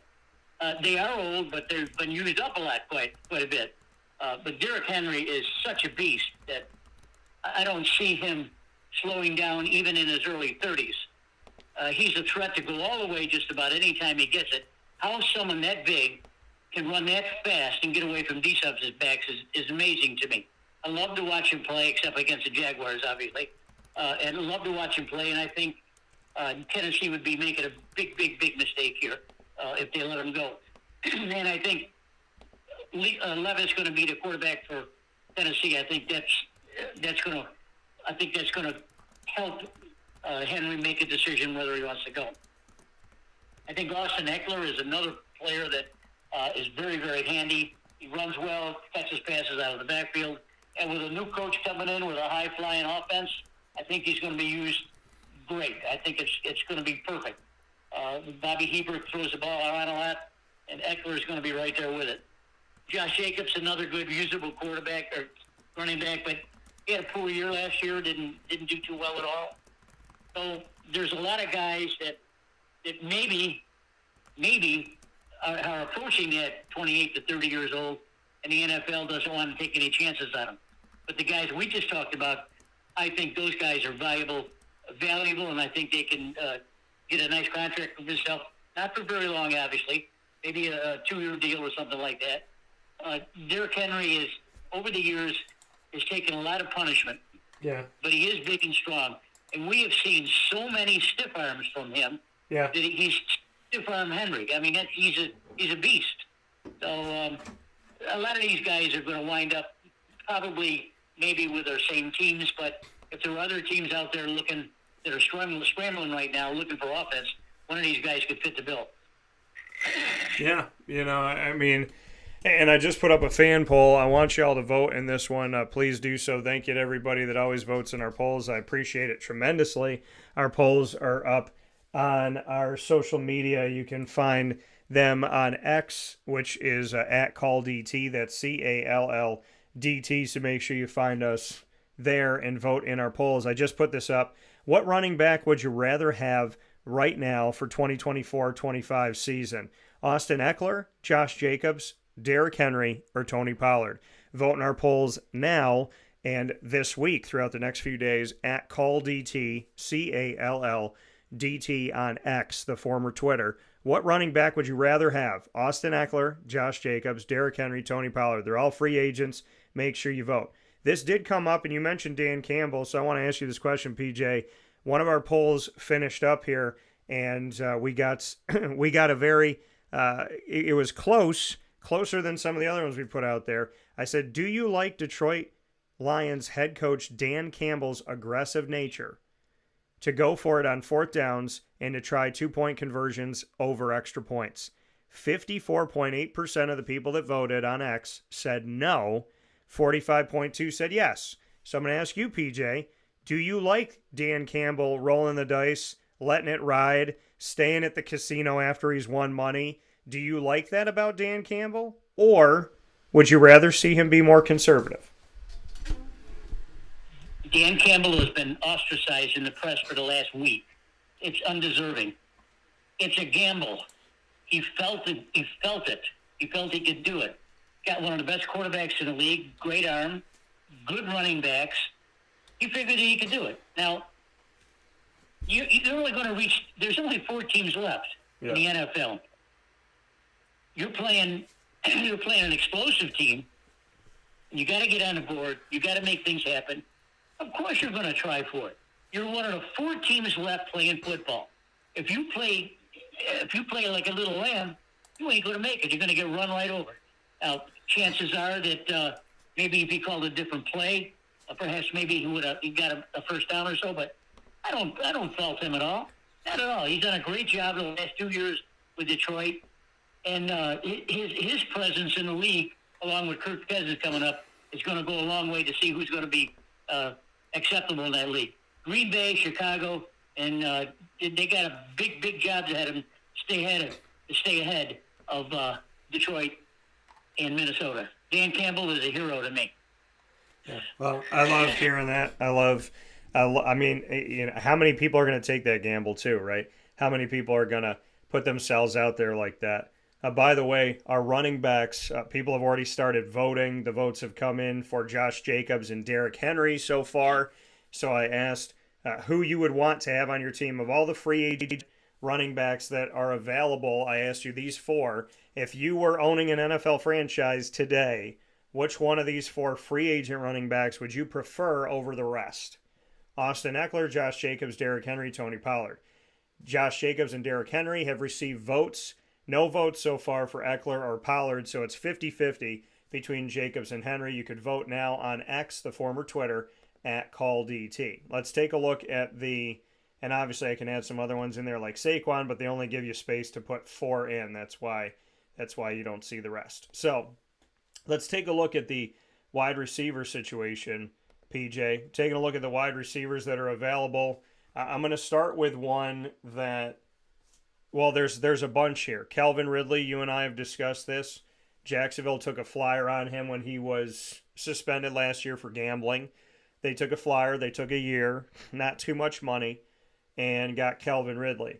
Now he's going to be a free agent, so he can leave if he wants to. Mike Evans, who's been with Tampa forever and a day, he's a free agent at 30 years. I can't even believe it. See, this is the thing that's ridiculous.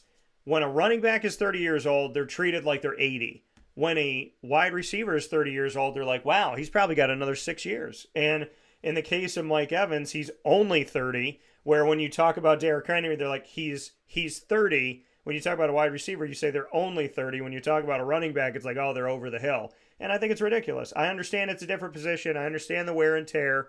All I'm saying is when these guys are talented, they should be in the NFL. And Mike Evans should be in the NFL, and so should Derrick Henry. So Mike Evans is a free agent. Odell Beckham Jr., Tyler Boyd, and T. Higgins from Cincinnati. So 2/3 of their receiving core that we typically hear from, the other guy being Jamar Chase, who's in his rookie contract, so he's still under contract. Jamal Agnew in Jacksonville. I mentioned Calvin Ridley, and there's some other pieces here that are free agents. I'm going up and down the list. Michael Pittman Jr. is coming out of his rookie contract with the Colts, so he is going to be a free agent as well. And, I mean, this is a long, long list. I wanted to give us a few names to work with here. Jamison Crowder, he's been around forever, coming from Duke. I covered him when he was there. So, a bunch of guys. Darnell Mooney from Tulane, who could have been the number one guy in Chicago. It just never ended up working out there. So, that's what we got, PJ. I mean, I'm looking at a long list of names, but Calvin Ridley, Mike Evans, Odell Beckham Jr., Tyler Boyd, T. Higgins, and so on and so forth. What are your thoughts on, as well as Michael Pittman Jr., your thoughts on these free agents in the wide receiving corps? There's a good list, and they're all good receivers. I think the four that stand out to me, one of them, of course, is Ridley. Yeah. I'm not sure that, and then you've heard me say, well, if I said this once, I've said it 100 times over the course the last 2 years. Get the ball down the field with Ridley. They're not using him correctly in Jacksonville. If they take a flyer with him, he'll probably produce a hell of a lot more. He'll probably catch more passes, too. I mean, he sometimes he loses concentration and drops the ball. But I think Ridley proved himself last year that he can be dependable. And if Pedersen just opens him up a little bit more and let him come down the field, and, maybe he'll be worth the risk. I think Mike Evans is 6'5", 230 pounds, and he is a wide receiver. He should be a tight end. I mean, the guy's a beast, too. He can run away from guys, catches anything high. I think he plays for another couple of years. And again, Tampa will be foolish if they don't sign Baker Mayfield and Mike Evans. Yeah. T. Higgins from Cincinnati. Joe Burrow coming back, throwing to this guy would be extremely important. Again, a guy you don't want to give up. Make some room in your cap somewhere for this guy. Same with Pittman. These guys are good players. They're coming off their rookie contracts, and you can score some points with these guys. So I look for Mike Higgins, Ridley, and Pittman to all sign with their regular teams, with us taking a flyer on Ridley again. Well, and I've argued that the Buffalo Bills should change up their receiving core. Keep guys like Shakir, keep some of those guys there. You got two serviceable tight ends, but that they should blow it up, and they should move on from Stephon Diggs, potentially move on from Gabe Davis as well, and that they should make a play for Michael Pittman Jr. and Mike Evans, or Mike Evans and Calvin Ridley, some type of mashup of these couple. What do you think about that in Buffalo?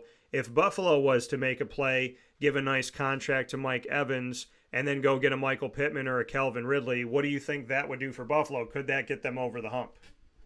Oh, it sure would. Boy, Josh Allen's eyes would light up if he saw Mike Evans on the sideline with him. Are you kidding me? Jeez. I mean, Josh Allen throws the ball a lot of different angles like Mahomes does, and Evans is the same kind of quarterback when he had with Mayfield. Mayfield throws the ball all different angles too, and Evans can catch anything. He's fast enough to run past defensive backs, and he's big enough to squash the linebackers. It's a no-brainer to me. But I don't think he's going anywhere. I think that Tampa realizes that if they can hold their team together, maybe come up with a little bit more offense, then I think that they'll make the playoffs and make some noise. So I don't look for Mike Evans to leave anywhere.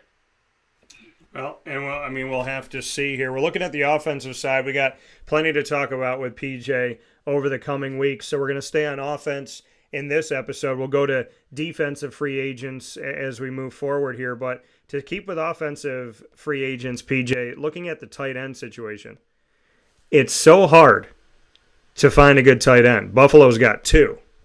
Baltimore's got two. Well, the guys that are going to be available at 29 years old, a little bit over 29 years old in a month, we have Hunter Henry. We have Dalton Schultz, Gerald Everett, Mike Gesicki, Noah Fant, Austin Hooper, who's been all over the place, Robert Tonyan Jr., Mercedes Lewis could come back to Jacksonville. I really hope he signs a one-day contract with the Jaguars when he retires so he can retire a Jaguar. I think he will. Jimmy Graham is still on the list here, man. He's been around for a million years. Tyler Kroft, Blake Bell, who played in Kansas City recently here. There's a bunch of names here when it comes to tight end. But the Hunter Henrys, the Dalton Schultz, Gerald Everett, Mike Gesicki, Noah Fant, Austin Hooper, Robert Tonyan, Irv Smith, only 25 years old in 4 months. What are your thoughts on these guys? Kenny Yeboah, who I covered when he was trying to pick his college. He's with the Jets. He's 25 years old in a couple months. What are your thoughts on the tight ends that are available? Is there anybody that catches your eye? We know that Jacksonville finally got a good one. It took a long time, but they got Evan Engram, who's in the Pro Bowl, by the way. Shout out to Evan and his incredible faith in God. What are your thoughts on the guys that are available at tight end? Is there anybody worth making a play for? Well, there is a few of them, but when you mention tight ends in our league, you notice that the real good ones are they're sort of in reserve for the quarterbacks. Whenever a quarterback's in a pickle and they got to go to someone, they're going to go to someone like Kels, or they're going to go to someone like Laporta. They're going to go to someone like Mark Andrews. You can't win in this league unless you have a big, strong tight end who blocks, catches passes out of the backfield. If he's lined up there, runs away from defensive backs and linebackers. Those guys we just mentioned are beasts. And Travis Kelce has put in a hell of a career. I mean, certainly he's a first ballot Hall of Famer and probably the best tight end that's ever played the game, outside of maybe Tony Gonzalez and John Mackey back years ago. But Travis Kelce, I remember watching him this last weekend, and he was mouthing something. He's saying, "You can't cover me. You can't cover me," and they couldn't. I'm not sure what the other team is going to do when they play in the Super Bowl. But San Francisco's got their own tight end, which is George Kittle's. So when you have a money player like these guys, they're worth so much more to you. And I think there's two that I like on your list. It's Hunter Henry and Dalton Schultz. Both of these guys can find the seams and make the pass, to make the catches. They run their routes good. They're smart. You just can't put a dodo out there, and because you got to recognize defenses. Kels is so good at recognizing where he has to be. If Mahomes starts moving around in the backfield, Kels knows just where he's going to be, and Mahomes is going to find him. That's why they've been so successful for all these years. And Hunter Henry and Dalton Schultz are the two tight ends that remind me of the tight ends that I just mentioned. So I think both of those guys would be very valuable to someone or to sign with their own teams. Yeah. Yeah, no, I mean, Dalton Schultz, I can't believe Dallas let him go. I mean, Jake Ferguson's been pretty darn good, but I was very surprised that Dalton Schultz was with the Houston Texans and not the Cowboys this past season. Was something I did not expect to see. I was very taken aback by the Cowboys' decision of that. Speaking of decisions, Jason Kelce, Travis Kelce's brother, he's got a decision to make. Could retire. He's 36 years old in a couple months. He's 36 and 2 months. So he at the center position, Jason Kelce from Philadelphia. When we look at the offensive linemen that are free agents, Jason Kelce, center, Tyron Smith, left tackle out of Dallas, Andrus Peat, guard out of New Orleans. We have some other guys. There's a massive, massive long list of this. There's a bunch of centers, and then there's Cornelius Lucas out of Washington, left tackle. There's right tackle James Hurst out of New Orleans. There's so many names as I go up and down here, just looking at this. Tyler Shatley, who I mentioned, who's a guard and a center out of Jacksonville. Jacksonville's got some other guys like Cole Van Lannon that had to step in at left tackle this year. What are your thoughts on this, PJ? Is there anybody on the offensive line that you look at and you say to yourself, that's a guy? I mean, obviously the easy names are Jason Kelce and Tyron Smith. Tyler Shatley, we know what he's meant to Jacksonville. But are there any offensive linemen in free agency that stick out to you? Because you and I know all too well when it comes to the Jaguars, if you don't have a good offensive line and you don't have depth behind that good offensive line, you got nothing. So is there anybody that sticks out to you? Well, certainly a player these days, they have to move around. They have the talent to move from center to tackle to guard. I mean, it's not easy to do. It's extremely difficult to do. Tyler Shatley certainly has proved his worth with the Jaguars. These guys are monumental in building your football team. I mean, if you can get someone like Jason Kelce to play 13 years in the NFL for the same friggin' team, and look at how good he was. He calls his offensive lineman that plays for him. He knows just what he's doing. With Hurts, he and Hurts have an extremely good relationship, and Hurts will tell you that he wouldn't be anywhere without Kelce. Now, at 36 years old, I don't know if he wants to come back and go through the grind again. I'm not sure. Kevin Dotson is his one player that I like a lot. Our guys have proved to us that they can be beneficial moving around the line. It's not easy to do, as I mentioned. Shatley certainly was one that had moved that. There's just too many. I guess the offensive line is really sort of like the second team when it comes to drafting these days. I know you want to try to draft good, but you got to have running backs, you got to have quarterbacks, you got to have wide receivers, you got to have tight ends, and everyone forgets about the offensive line. So the men you mentioned are all good. They're all usable with their teams. A lot of them probably will sign with their teams. But I look for Dotson to be the one to move here. Yeah, and we will definitely keep monitoring this as it continues to move on. The offensive side of the ball, taking a look at the free agencies offensively, looking at free agents in the NFL on the offensive side. We'll hit the defensive side next week with Papa Joe on Thursday. We're going to take a quick step aside for a fast break. When we come back, big shout out to my big brother Joey, who is here with us watching and listening. So very much like seeing Joe here. And as always, hope you're doing well. By the way, Lando Pro Services, if you're down in the great state of Florida and you need help making your home, your pool, everything look nice and in tip-top ship-shop shape, you know who to call. Lando Pro Services. I'm not saying this because he's my big brother. I'm saying this because he is somebody who works very hard, very diligently. He's wanted to have his own business for a long time, and he's done an incredible job building the business that he has, and he has built a great reputation and a wonderful client base. If you want things done right, Lando Pro Services is the only pro way to go. So make sure you get in touch with him, and you can find him on social media. We'll take a step aside for a fast break. When we come back, speaking of pro, we're going to hit the Pro Bowl, and we get to find out how much Papa Joe doesn't like it right after this on Wake Up Call with Dan Tortora, where sports truly meets that thing called life.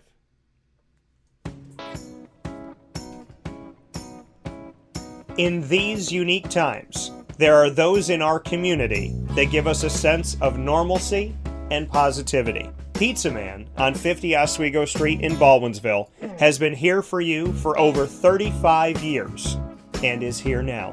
Call 315-638-1234 or order online at pizzamanbville.com to bring those familiar tastes into your home. And remember to come see our monthly on-site broadcasts centered around the community and our Baldwinsville Bees. Pizza Man in Baldwinsville. Any way you slice it, they are always here for you.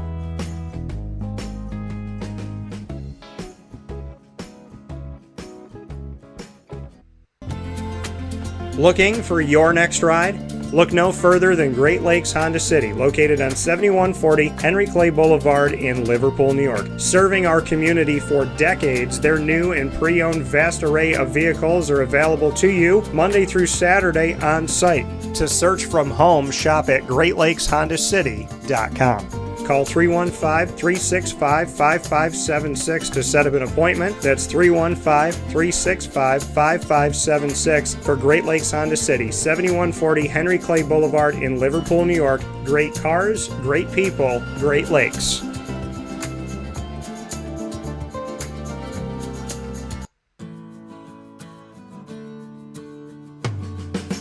Our corporate purpose at Chick-fil-A is to glorify God by being faithful stewards of all that's entrusted to us and to positively influence all those who come in contact with Chick-fil-A. And what became increasingly clear from our success in Cicero is that people love Chick-fil-A. And also, I think we recognized that, we had a great opportunity to grow the brand and grow our platform. I felt incredibly grateful when I was selected to be a Chick-fil-A operator.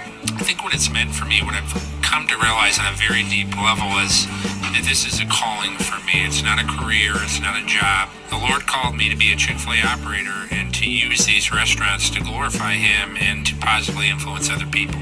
I'm blessed. I'm very blessed. Head to Chick-fil-A Clay on 3974 State Route 31 in Liverpool, New York. Carvel DeWitt, it's what happy tastes like. Do you know why? Because we make ice cream. Creamy, rich, flavorful ice cream. Not yogurt or iced milk like some of our competitors. Ice cream. Fresh, by hand, daily. For the calorie conscious, we have something new for you. Our new Carvelite. Same great flavor, creaminess, and texture of our regular ice cream with only 35 calories an ounce. So whether you want an ice cream cake, flying saucer, dasher, carvalanche, hard or soft ice cream, we will satisfy your craving with our fresh, handmade regular or new Carvelite ice cream. Carvel DeWitt. It's what happy tastes like.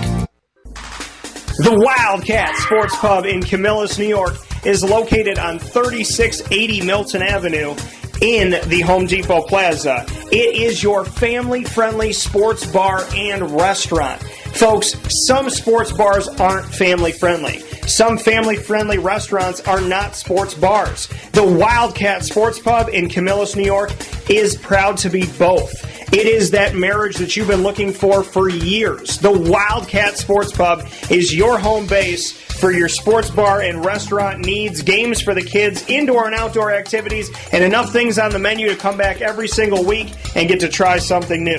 They're open Sundays from noon to 8 p.m., Monday through Wednesday, 11 a.m. to 11 p.m., and Thursday through Saturday from 11 a.m. to midnight. For reservations and party information, call 315 487-2222 for the Wildcat family-friendly sports pub and restaurant.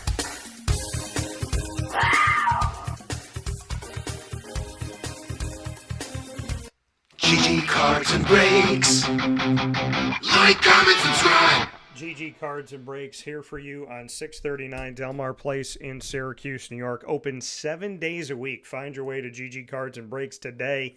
It is the perfect way to connect yourself to the awesome teams and your favorite players. Listen, collecting sports cards to me, it transcends time. It's something that you can do with your mom and your dad, your aunt, your uncle, your brothers, your sisters, your cousins, your girlfriend, your boyfriend, your classmates.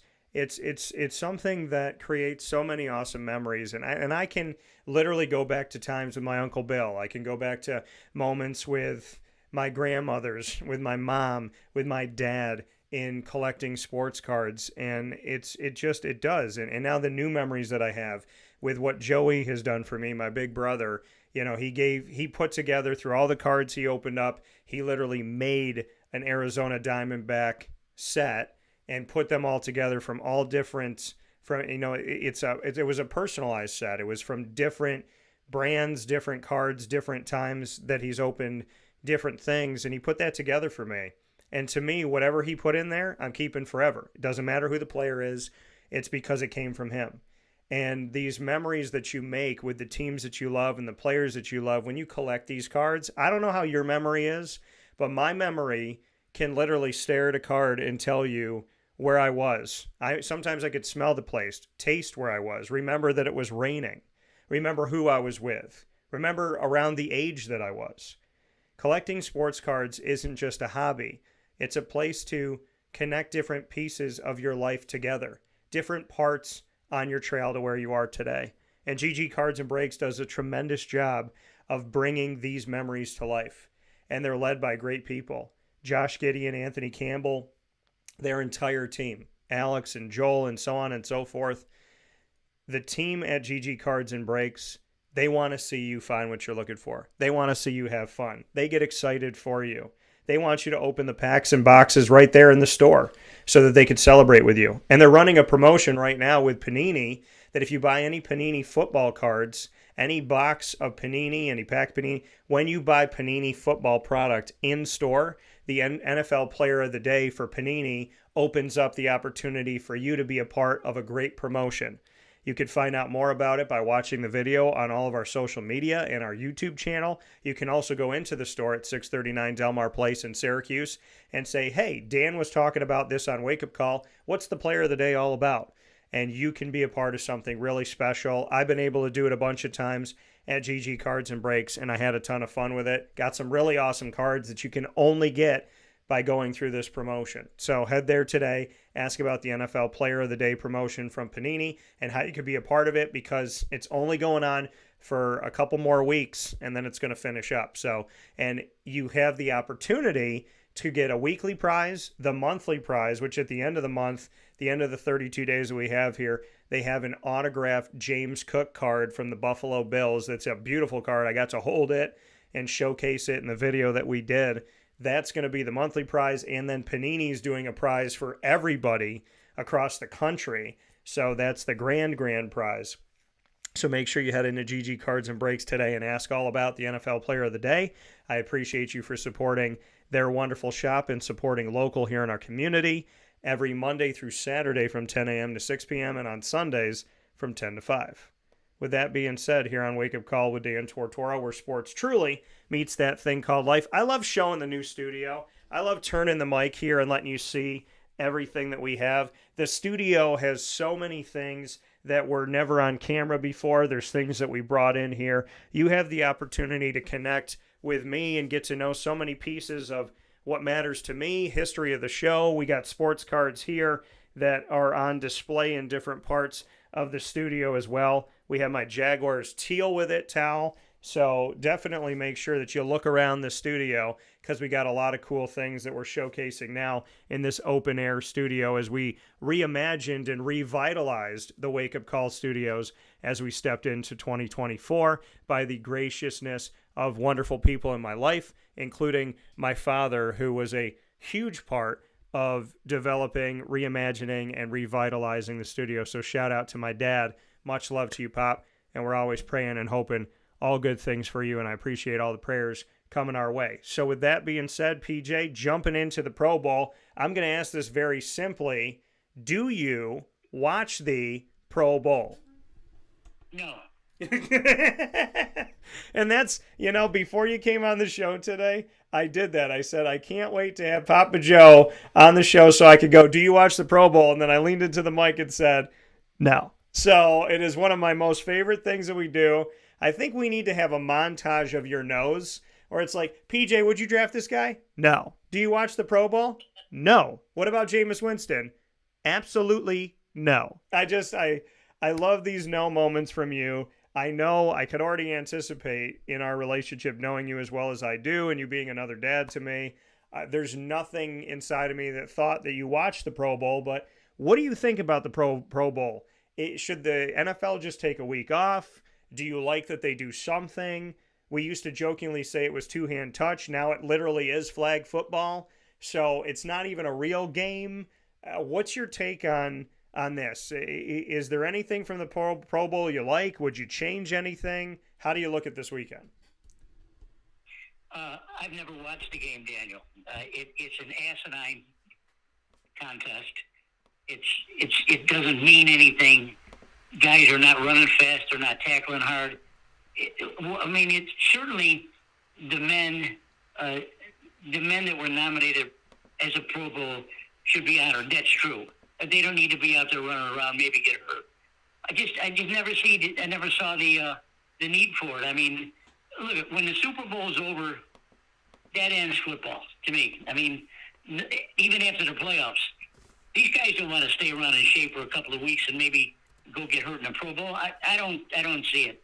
If they have some type of movement in their contract that allows them to get more money if they make the Pro Bowl, well, that's good. You don't have to play the Pro Bowl, but and I just don't see the need of it. It's nonsensical. It's just, well, what can I say? I mean, it wasn't fun to watch it, and I don't know what they're going to do now. I guess they're just going to have skills competition, and that probably will have some humor in it. Guys that are fast and move fast, and I don't know. I don't know what they're going to do. If they play flag football, go for it. Yeah, I mean, I'm looking at it right now here. It is in Orlando, Florida. So, I mean, you can go out. If you're down in Florida like PJ is, you can go and see this. They have the Thursday Skills Showdown, and they have from today, February 1st, all the way to February 4th of this year. There's different things that are going on and how you can connect yourself to it. The Skills Showdown is today from 7 to 8:30 p.m. Eastern Time. You can watch live on ESPN. It's not a public event to attend. The Sunday Pro Bowl Games Championship you can attend, and that game is starting at 3. It's from 3 to 6 p.m. Eastern Time, so 3 hours there this Sunday, February 4th, at Camping World Stadium that I know all too well in Orlando, Florida. It used to be called the Citrus Bowl. You can watch on ESPN, ABC, Disney XD, ESPN Plus, ESPN Deportes, and NFL Plus. You can watch on all of those avenues to see the Pro Bowl games this Sunday. And you won't have to worry if you're living in Florida and you're streaming it. You won't have to worry about your stream not being as healthy because Papa Joe will be one less person on the stream, so your internet should be stronger. But it's I mean, these I've said, PJ, that what we should, because I mean, it's an honor to be asked to go to the Pro Bowl, but it's also it's flag football. Like I said, I jokingly said it was two-hand touch, and now, I mean, it basically is. It's flag football. And, guys used to get hurt because they weren't going full speed, and the scores could get outrageous and whatnot. But here's my question to you, because I brought this up on yesterday's show. What if I told you we replaced the Pro Bowl with an extra game played between the two worst teams in the NFL? So this year, it would have been the Carolina Panthers and the Washington Commanders. And they played an extra game. So they went to Camping World Stadium in Orlando, played an extra game, or they, and in this extra game that they had, Carolina fans, Washington fans, and NFL fans alike could come to this matchup, and whoever won the matchup would win the rights to the number 1 overall pick. So there would be a lot on the line for the future of each of these teams. That's a good idea, but I don't know. I don't know if anyone would want to watch that game either. Those guys were hard to watch, and I really feel bad for the Bryce Young situation there at Carolina. I mean, the kid came, he was so much the best as a quarterback for Nick Saban that I couldn't fathom that he wouldn't work out. But Daniel, I don't think he can because he's too small. And you heard me say that too. So I don't like little small jitterbug guys. You got to be a big, tall, strong guy to play this game. And if you watch this last weekend's game, you saw some big guys play the game, but you also saw a player that I think still hasn't arrived as a quarterback, and that's Lamar Jackson. He hasn't still won the big one yet. So yeah, that's all I can say about that. It's unfortunate. He's another one that's getting slammed in the press, but he's still not a good quarterback, Daniel. Yeah, he's a good quarterback, but he's not a great quarterback. I don't know. Maybe he'll win his second MVP award. I don't know if that's the case. If I were voting, it'd be CMC for San Francisco because of what he does. I don't know. Yeah, and I mean, there's a question that I'm going to pose to you all here now, and I'm putting it up on X, on the former Twitter, @CallDT. That's @CALLDT. I'm asking you all this question, and I would love to get your thoughts on this, PJ. It's hard, and again, I can only create 4 spots, so please do not write to me and ask me why I didn't include somebody. If there's somebody else that you would like to include, you could feel free to add them in, but I cannot write more than 4 options. So, because sometimes we'll have people say, why didn't you add this one? Why didn't you add this one? Well, because we can only have 4 choices. So, who is the most talented quarterback currently in the NFL? The most talented quarterback currently in the NFL. I want to get your thoughts. So, PJ, if we had to put 4 on the board, I'm going to have you help me with this. I got Lamar Jackson. I got Pat Mahomes II. I want to get your thoughts here. Who should we put on our list to have people vote in? Who are the most talented? Who's the most talented quarterback currently in the NFL? Should we put Aaron Rodgers, even though he didn't play the season? Do we put Joe Burrow? Who do we put on this list of 4? Oh, geez, Daniel, that's a loaded question there, Beth. I mean, I would have. You got Jackson on your list? I got Lamar Jackson, Pat Mahomes, Joe Burrow. Okay, I wouldn't have put Jackson in that list. Okay. I don't think he's one of the best in the league. He's great, but he's not one of the best. I would have to say Josh Allen. Okay, and obviously Josh Allen. Yeah, because of what he does. Because of what he does, he's just all over the place. And Mahomes certainly is looking at a Hall of Fame career where he very well may be the very best quarterback that's ever played a game if they say he's healthy for the next 6 or 7 years. But your 4 guys are pretty tough to beat. There's so many good quarterbacks out there, but they're not great. But the 2 quarterbacks that are playing in the NFL right now, in a couple of weeks, of course, Rock and Roll Purdy. Who cannot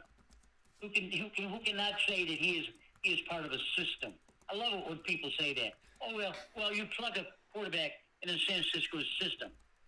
It's not going to make you a great quarterback. A great quarterback throws the ball well, anticipates well, runs well as he has to.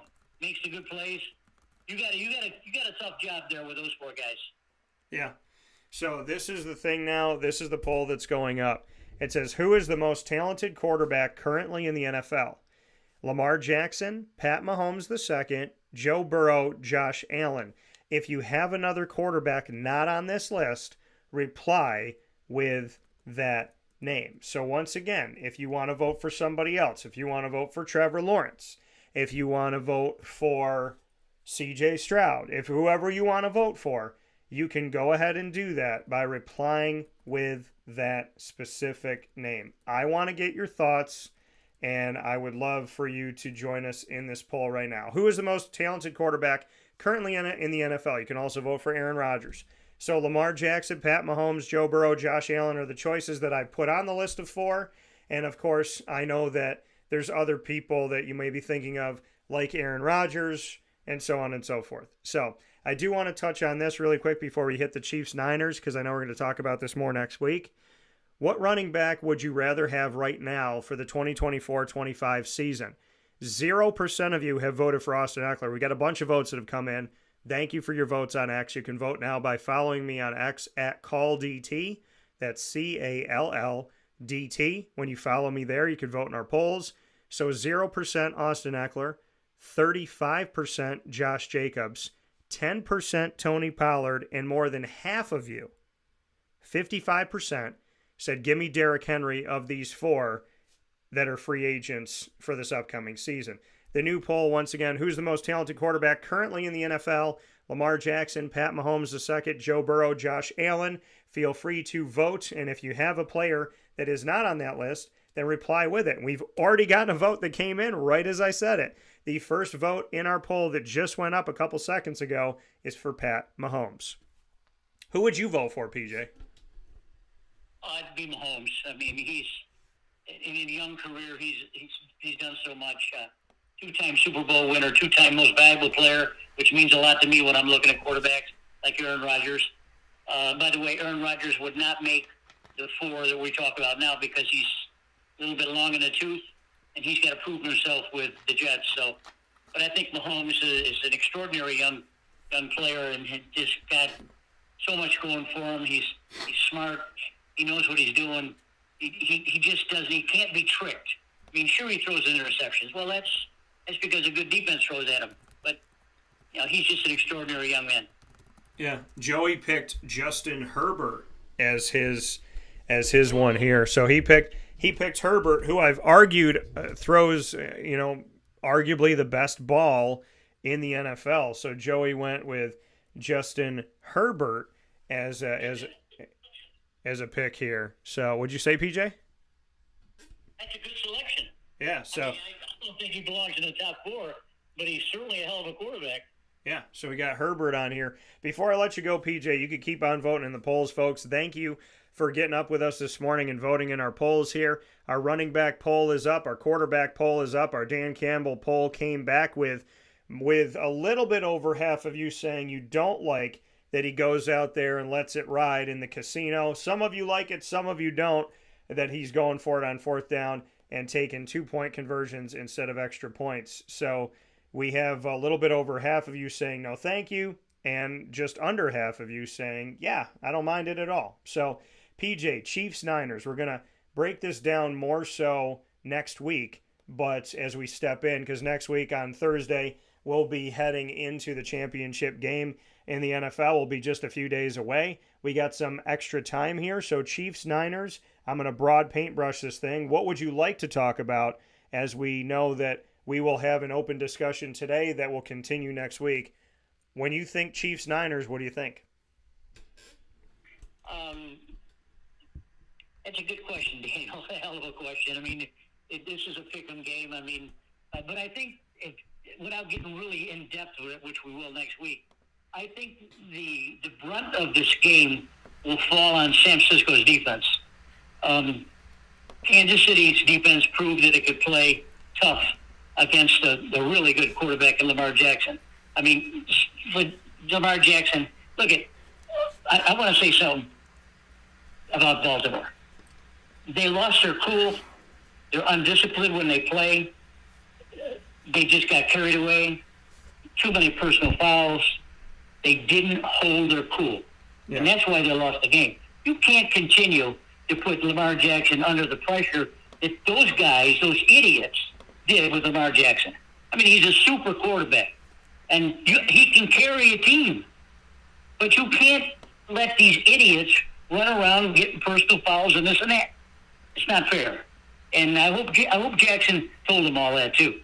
Anyway, to get back to the question, I think that the Kansas City defense is the key. No, I said that San Francisco's defense is going to be key here. We know they're going to score some points. That's for sure. But if you got to keep Patrick Mahomes and Kels on, you got to take him. First of all, you got to take Kels out of the ballgame. You got to put a man in front of him, a man behind him. You can't let him run around loose. And Kels runs around loose. Mahomes is running around loose, and they wind up getting together. So it's a pick-em game, but it's tough for me. I got to analyze it a little bit more, but I think San Francisco's defense is really going to be under the gun here. Yeah, listen, Pat Mahomes has proven this season that he can continue to do enough, but he's been able to lean on his defense maybe more so than any other year in his career with Kansas City.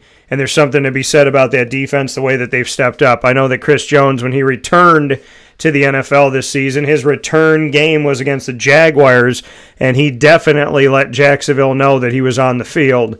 So, there's a lot to be stated. There's a focus on San Francisco's defense, but there's the reality that the defense of Kansas City should not be messed with as well. I mean, they made it all the way to the championship. I don't think people anticipated Kansas City being a championship caliber team maybe last year, and this year definitely. I think a lot of people had counted them out, and here they are once again. So give credit where credit's due. San Francisco came in with ranked the number one defense in the country. You see the work that they've done and what they've put forward, how they've embarrassed some teams that were out there this season. And Brock Purdy, I agree with you. The whole, Kyle Shanahan and the Niners have a really good system, and you just have to plug somebody into the system. Well, in that case, Papa Joe should be quarterback. I should be quarterback. Joey should be quarterback. Brock Purdy not getting credit for the work that he's done is ridiculous. And, if Brock Purdy made a ton of mistakes, they would say, well, he was the last pick in the draft. He sucks. That's why he was the last pick. Let's move on. And then when Brock Purdy does well, it's like, oh, well, it must be the system that he's in. Brock Purdy has proven. Look at what he did this past week. Brock Purdy, in a game where we were focusing on, the nation was focusing on who was going to run against him, who was going to be the guy who was going to take off, right, against him. What is he going to do? We're thinking about, okay, well, what about Detroit's running ability and Jahmyr Gibbs, what he could do in this and whatever. Look what Brock Purdy did. Look at how Brock Purdy condensed the clock. We go into a weekend focusing on Pat Mahomes and Pat Mahomes running, Lamar Jackson and Lamar Jackson running. But who ran to help save the season for San Francisco down the stretch? Brock Purdy. Who leads games toward the end of the game and gives them a fighting chance? Brock Purdy. Who's been a guy who seems cool under pressure of any situation? Brock Purdy. Who's a guy who hasn't made a ton of mistakes this season? He's had issues here, there, and wherever, as anybody does. People make mistakes, but he's minimized those mistakes, and he hasn't let the bleeding continue. Brock Purdy. We want to talk about Pat Mahomes and Lamar Jackson and Dak Prescott and Aaron Rodgers, who didn't even play a quarter this season, and Joe Burrow, who was hurt toward the end of the season. But people don't want to talk about Brock Purdy and what Brock Purdy can do. Stop saying he's a plug-and-play guy and give the man the respect he deserves. I love that you brought up that point, PJ, because it's a good point to bring up. He's more than just a plug-and-play quarterback. He's proven that he can do some good things. We look at Tom Brady. Look at Tom. Okay, Tom goes to New England. Bill Belichick, it works out with him. He leaves and he wins in Tampa. He's got a different coach in Tampa. He had a different situation in Tampa, and he kept winning in Tampa. So, these guys that can go to different places and do different things and be successful, you got to give credit where credit is due. Brock Purdy, yeah, he might fit the system. He might do that, but any good coach understands. It doesn't matter the system you have if your personnel can't run it. You have to look to the strengths of your personnel and the weaknesses of your personnel, and whatever plan you're trying to put in place has to fit your personnel, and your personnel have to fit it. It's got to be a give and take. It's got to go back and forth. So this whole Brock Purdy is just there doing well because he just has the things that you need to be in this system. Okay, he might have the things that you need to be in the system, but he's still got to complete passes. He's still got to play under pressure. He's still got to play in crunch time. He's still got to go to his legs when he needs to. He still has to make reads. He still has to be able to have good vision. He still has to be able to have power on the ball. So there's all these things we're not giving Brock Purdy credit for that he needs to get credit for. And going into this game, Kansas City's the focus. Pat Mahomes is the focus. Travis Kelce's the focus. The circus around Kansas City in general is the focus, and San Francisco probably loves that, because if the focus is on everything with Kansas City, that means that one of the best teams in the NFL is coming into this game as an underdog, and that's probably good for San Francisco. That's true. San Francisco, you mentioned earlier, they had the best defense in the league. Fred Warner flying around making tackles all over the place. Nick Bosa making sacks. Chase Young, who frankly didn't have as good a season I thought he would. But these guys were supposed to have the best defense in the league. Yet Detroit ranked 31 points on them. Now, that's why I said that San Francisco's defense is the key to this game. Yes, undoubtedly. Yeah, so we will see. We'll break it down more as we get closer to the game next week when Papa Joe joins me on Thursday, February 8th from 10 a.m. to 11 a.m. Eastern Time. So I look forward to that conversation. I look forward to everything else that is to come. We brought you through the offensive opportunities in free agency for the NFL. We spoke with you about the Pro Bowl and some ideas we may have, and we gave you an early look at the Chiefs and the Niners, as well as 2 polls to vote in on X at CallDT. Go and vote now. Quick voting here, early voting. In the first few minutes of the poll, the most talented quarterback currently in the NFL, 50% of you say Pat Mahomes, 25% Joe Burrow, and pardon me, it just changed while I was talking. So, it is now different. 0% Lamar Jackson, 40% Pat Mahomes, 40% Josh Allen, 20% Joe Burrow. So Mahomes led it early. Mahomes led it when I was reading it off, and as the votes come in instantly, we now have a tie between Josh Allen and Pat Mahomes as who you consider the most talented quarterback currently in the NFL. We look forward to your voting. We'll talk about it on next week's show. And as always, PJ, I appreciate your time. Okay. See you later, bud. Take care. That coming from Papa Joe here on Wake Up Call with Dan Tortora, where sports truly meets that thing called life. I want to thank you for being with us every Monday through Friday from 9 a.m. to 11 a.m. Eastern Time. And, of course, we always go past 11 o'clock, so thank you for staying with us. And, of course, we're with you all around the world on YouTube.com and Facebook.com, both /WakeUpCallDT, as well as on WakeUpCallDT.podbean.com. So I appreciate you being here Monday through Friday from 9 a.m. to 11 a.m. Eastern Time and during our bonus time as well. Once the show goes live,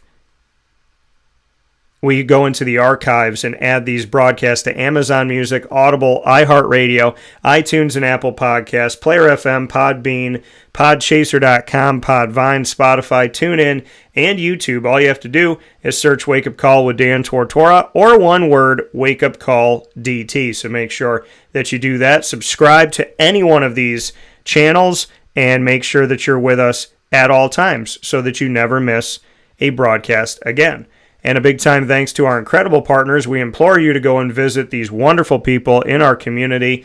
Carvel DeWitt, the Wildcat Sports Pub, Ma and Pa's Kettle Corn and Popcorn Factory, GG Cards and Breaks, as well as PB&J's Lunchbox, Avicoli's, Great Lakes Honda City, Pizza Man, Mother's Cupboard, Chick-fil-A Cicero and Chick-fil-A Clay, Canine Camp Dog Daycare, and Canine Campground Dog Boarding. And of course, we are proud to be the exclusive multimedia marketing partner of your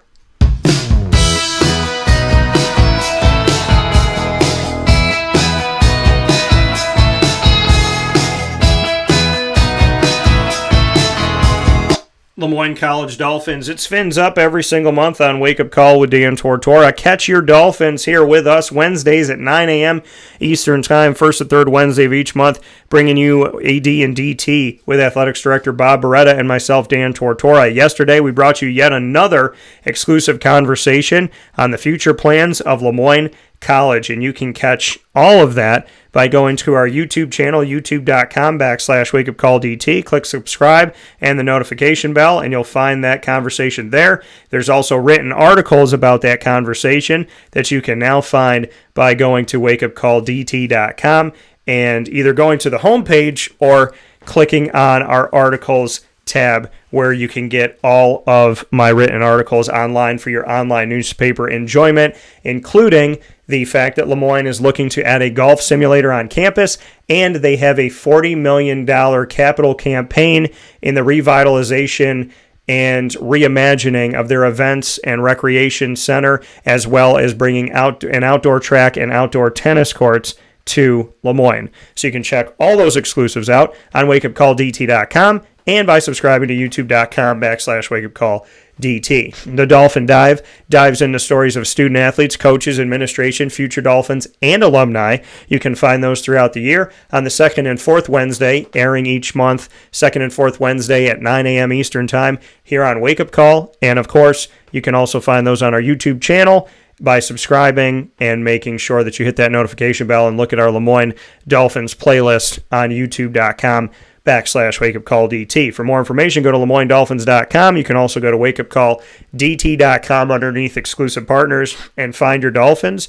As always, fins up, and I look forward to seeing you tonight on the Heights, February 1st at 7 p.m. as Lemoyne women's basketball is back in action, taking on Wagner, and they are the number one team right now in the NEC in the standings. Lemoyne is top in the NEC in their first season in the Northeast Conference for women's basketball. They are at the top of things. So big time shout out to the women's basketball team and all the incredible work that Mary Grimes has already done. Lemoyne at 6-1, Sacred Heart at 6-1 are both there at the top of the NEC standings for women's basketball as we step into this game tonight on the Heights in Syracuse at Lemoyne as the women's basketball team takes on Wagner and the men's basketball team takes on Wagner on the road. And you can watch that by going to LemoyneDolphins.com. As always, fins up.